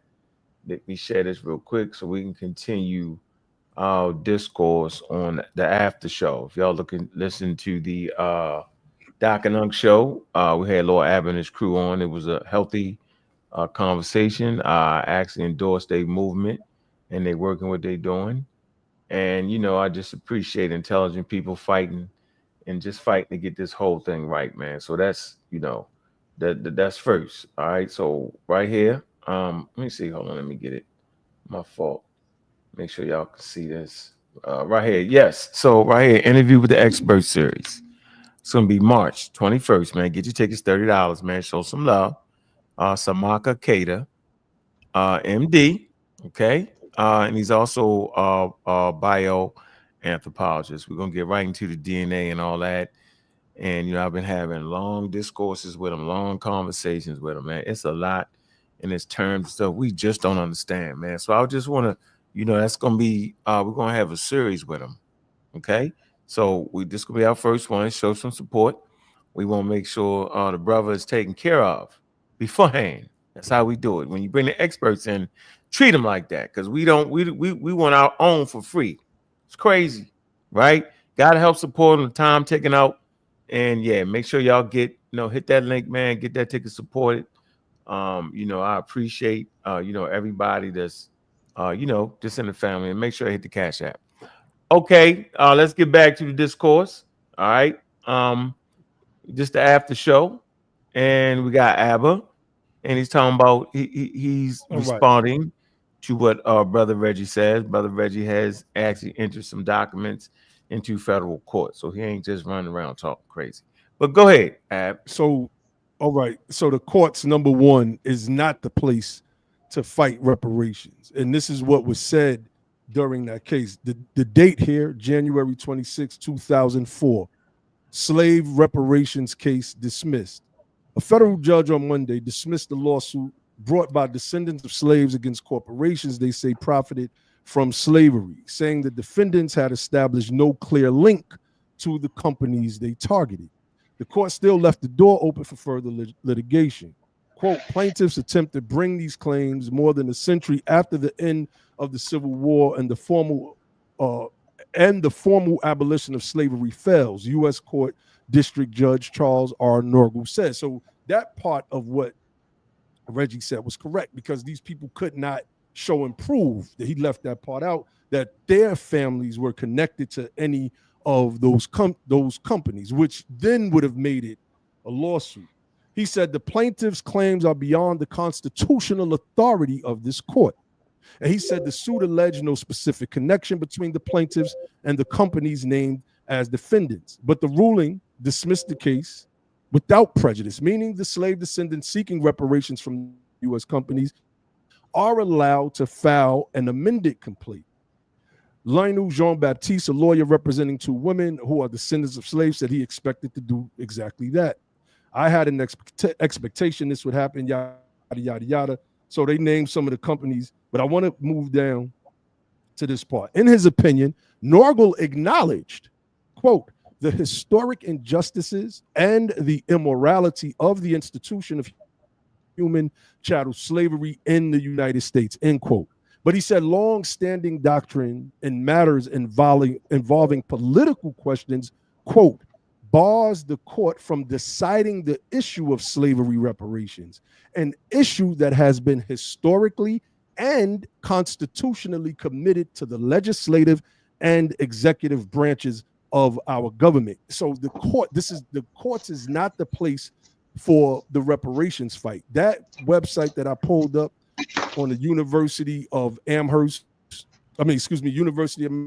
Massachusetts Amherst showed that every one of those reparations cases were not due to some court action. It was due to some governmental action at the city, state, or federal level. It's not through court procedures. That's just not how this thing works. It's not how it works. So I'll just really urge everybody, and let me put that link in the back channel so that everybody can see it. And if y'all want to post that in the live chat, I just, we're invested in this, so we know just about every aspect of it. I'm not going to say I know everything about all of it, but I know a pretty decent amount of information when it comes to this topic of reparations. We've been studying it the past 5 years. That's a college course at this point, if you think about it. So that's a 4-year degree plus a year working on your master's. I know. Mm-hmm. Okay. Can I add if yes, you can, Reg, you next. Go ahead. We want the discourse. Go ahead. All right, so thank you. So I'm going. Y'all didn't get a chance to have a conversation back and forth before, did y'all? Always. We Always. just, Oh, all right. Go ahead. but, you know, without the. Sometimes I like to try to do it without the caveat of insults, because I do know what I'm talking about. Because 2002 at the reparations hearing in New York City, that's 2002. So that's roughly 23 years ago. I actually testified, right, with Howard Dotson of the Schomburg, Dr. Leonard Jeffries, Deirdre Farmer Pellman, right? So I actually testified. And so I've been working on this on record for a long time. And one of the more important people is Ogletree. Attorney Ogletree, who passed away. He had a lot of great remedies, right?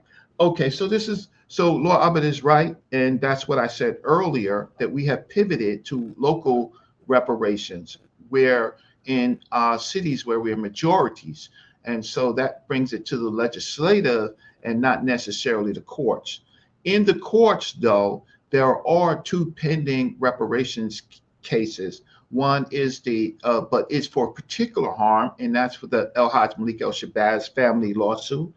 And the other one is the Tulsa reparations case, but that's facing problems now with the change of Trump and the Department of Justice, right? So that case is kind of on hold, right? And there's only two of particulars, right?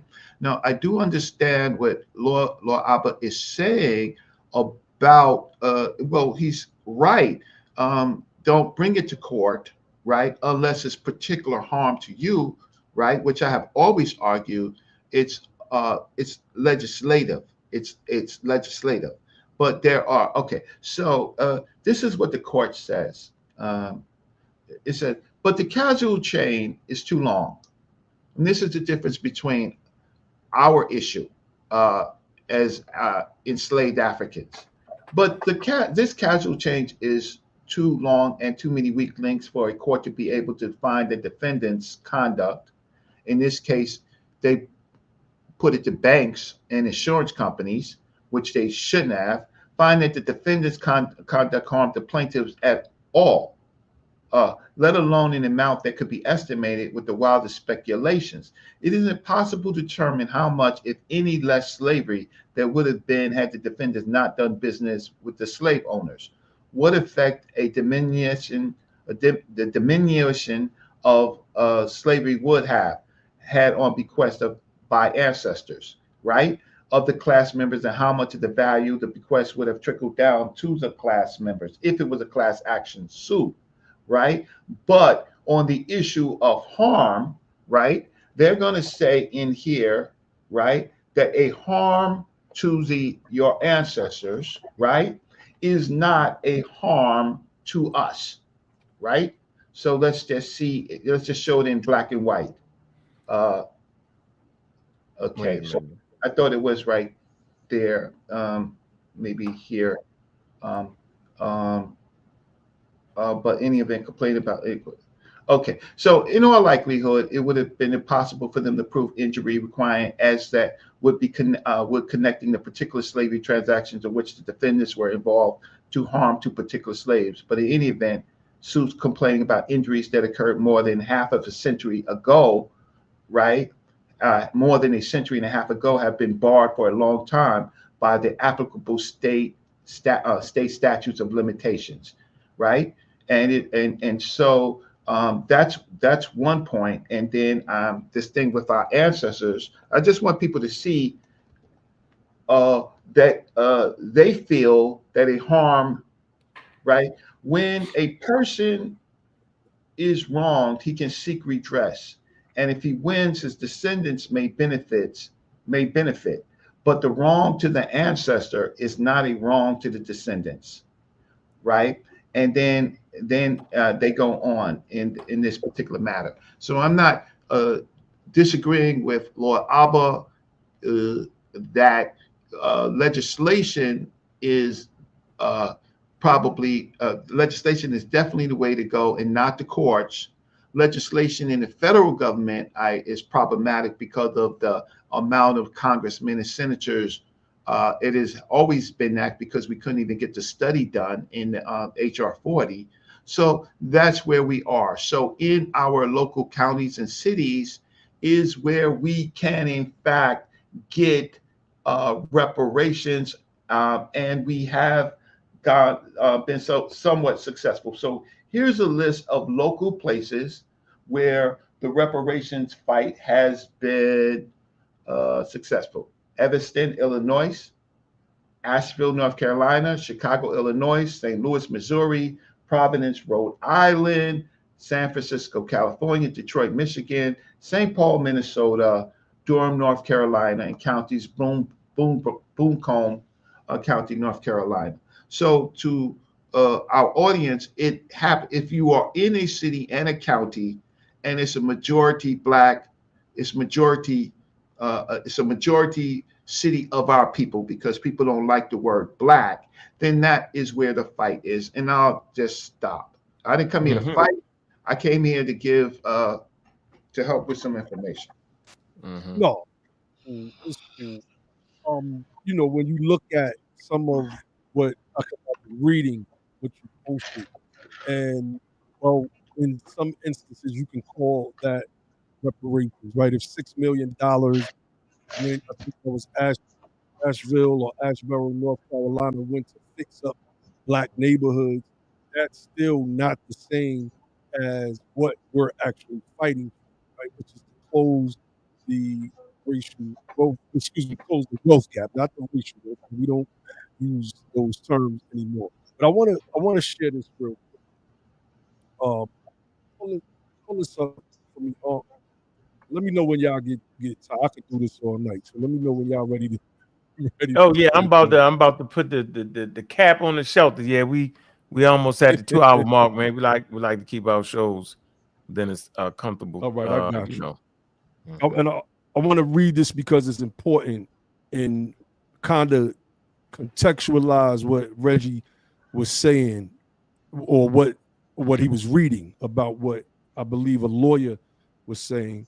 So in the civil rights cases of 1883, the Supreme Court ruled that, quote, the badges and incidents of slavery, meaning the stain of slavery, as mentioned in the 13th Amendment, did not include racial discrimination in areas like public accommodations, essentially limiting Congress's power to address such discrimination through legislation, and effectively undermining the Civil Rights Act of 1875, which aimed to protect against such practices in private businesses. This decision is widely considered a major setback for civil rights progress in the post-Reconstruction era. So what we're dealing with is a series of legislations designed to repair us. The 1875 Civil Rights Act, and we ain't got time to get into it right now, was a powerful piece of legislation that shackled those devils, especially in the South, who are still trying to treat us as slaves and secondhand citizens. So there's a reason why I'm bringing this up. Share this next screen for me real quick. So this is the decision that reversed that decision, right? Let me blow this up. I guess that's good. Okay. This is the case. That's great. Jones versus Alfred H. Meyer Company. This was a housing discrimination case. Let me give a recap. The husband was a freedman and the woman was a quote unquote white woman. And they discriminated and wouldn't sell them the house because of him.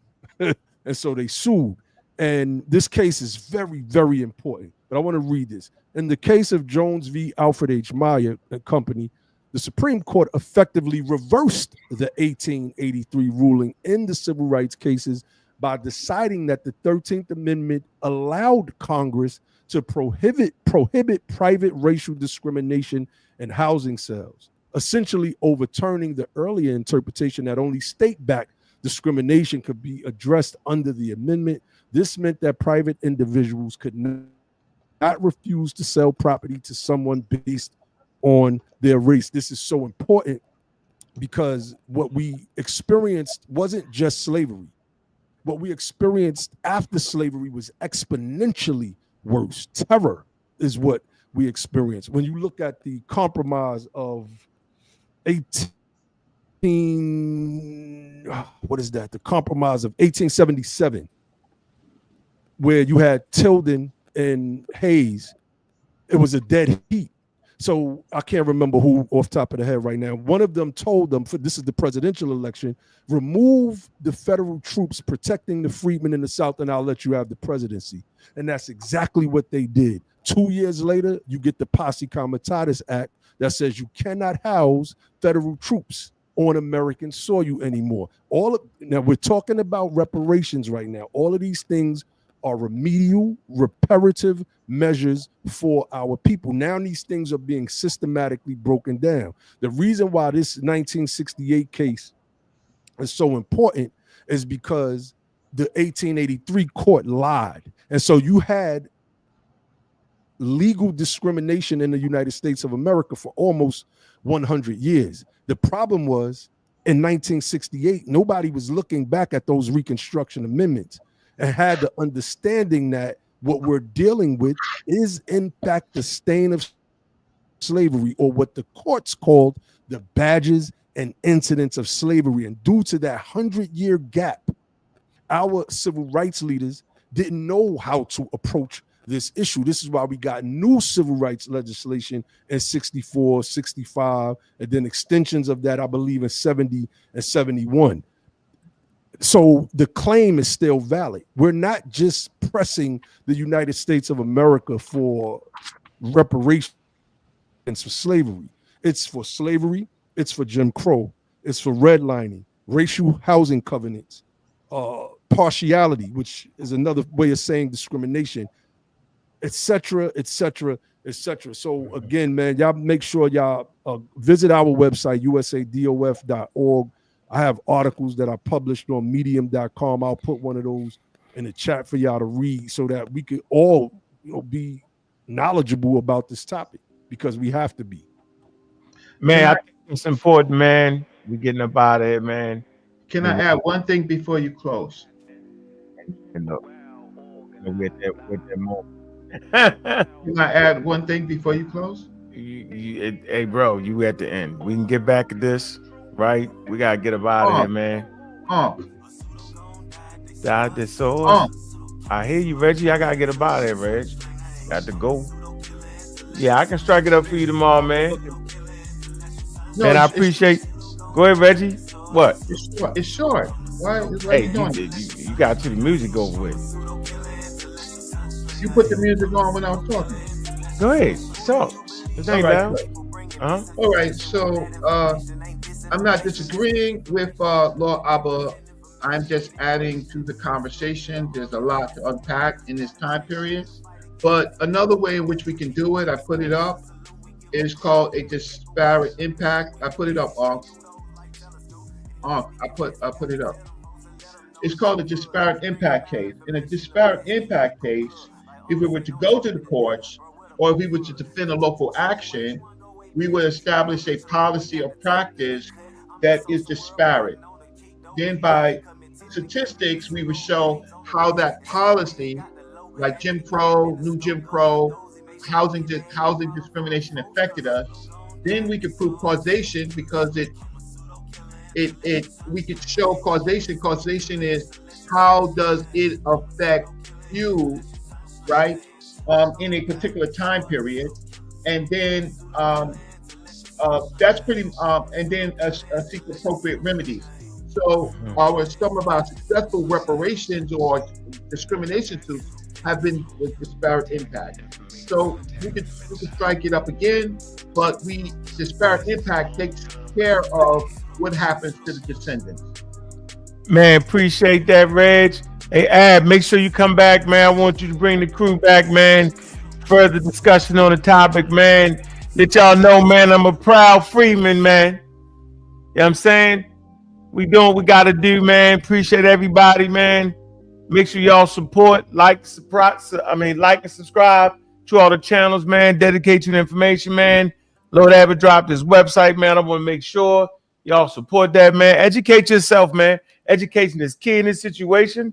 The term might seem very, very old and outdated because you don't understand the information. What about support, Brother Reggie? Take your time. Do what you got to do. Well, Reggie, you didn't give me a chance to get to that, Reg. The show was about like Jesus Christ. Make sure you support brother Reggie. Thank you so much. Rude, messing up the thing. Support Reggie, please. Support Reggie. Man, I appreciate all the conversations, man. We do them at high levels, man.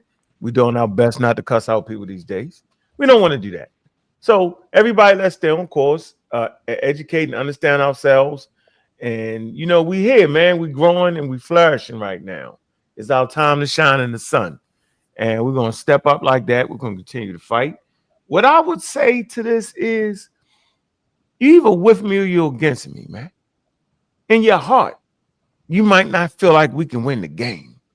What I don't need is a damn person in the middle of a motivational speech before we go against a team talking about what we can't do. You don't know what the hell we can't do. Okay? Knock it off. Be positive in your approach in fighting for our complete rights as human beings on planet Earth, specifically in North America, man. We're going to continue to fight for those rights, man. It's old to us. Slave business was a dirty business. All right? It unified world commerce to the tune of billions and trillions of dollars. Okay? So you got to get them terms together when you go into the court. Right? You got to know what you want and what you're asking for. Right? They respect law. So it's the way you write it up. Man, I appreciate everybody coming through. Man, this been one of them shows, the after show. Like and subscribe, man. Community skeptics, pseudo killers, man. Make sure you like and subscribe. Dr. Miat Show, man. Check out the family shows, man. If y'all not in the Discord, man, y'all need to dive in. We doing it on levels. Y'all know what it is, man. And with that, man, look, man, we not here to attack the individuals, man. We are attacking their ideology, yo. And with that, man, we out.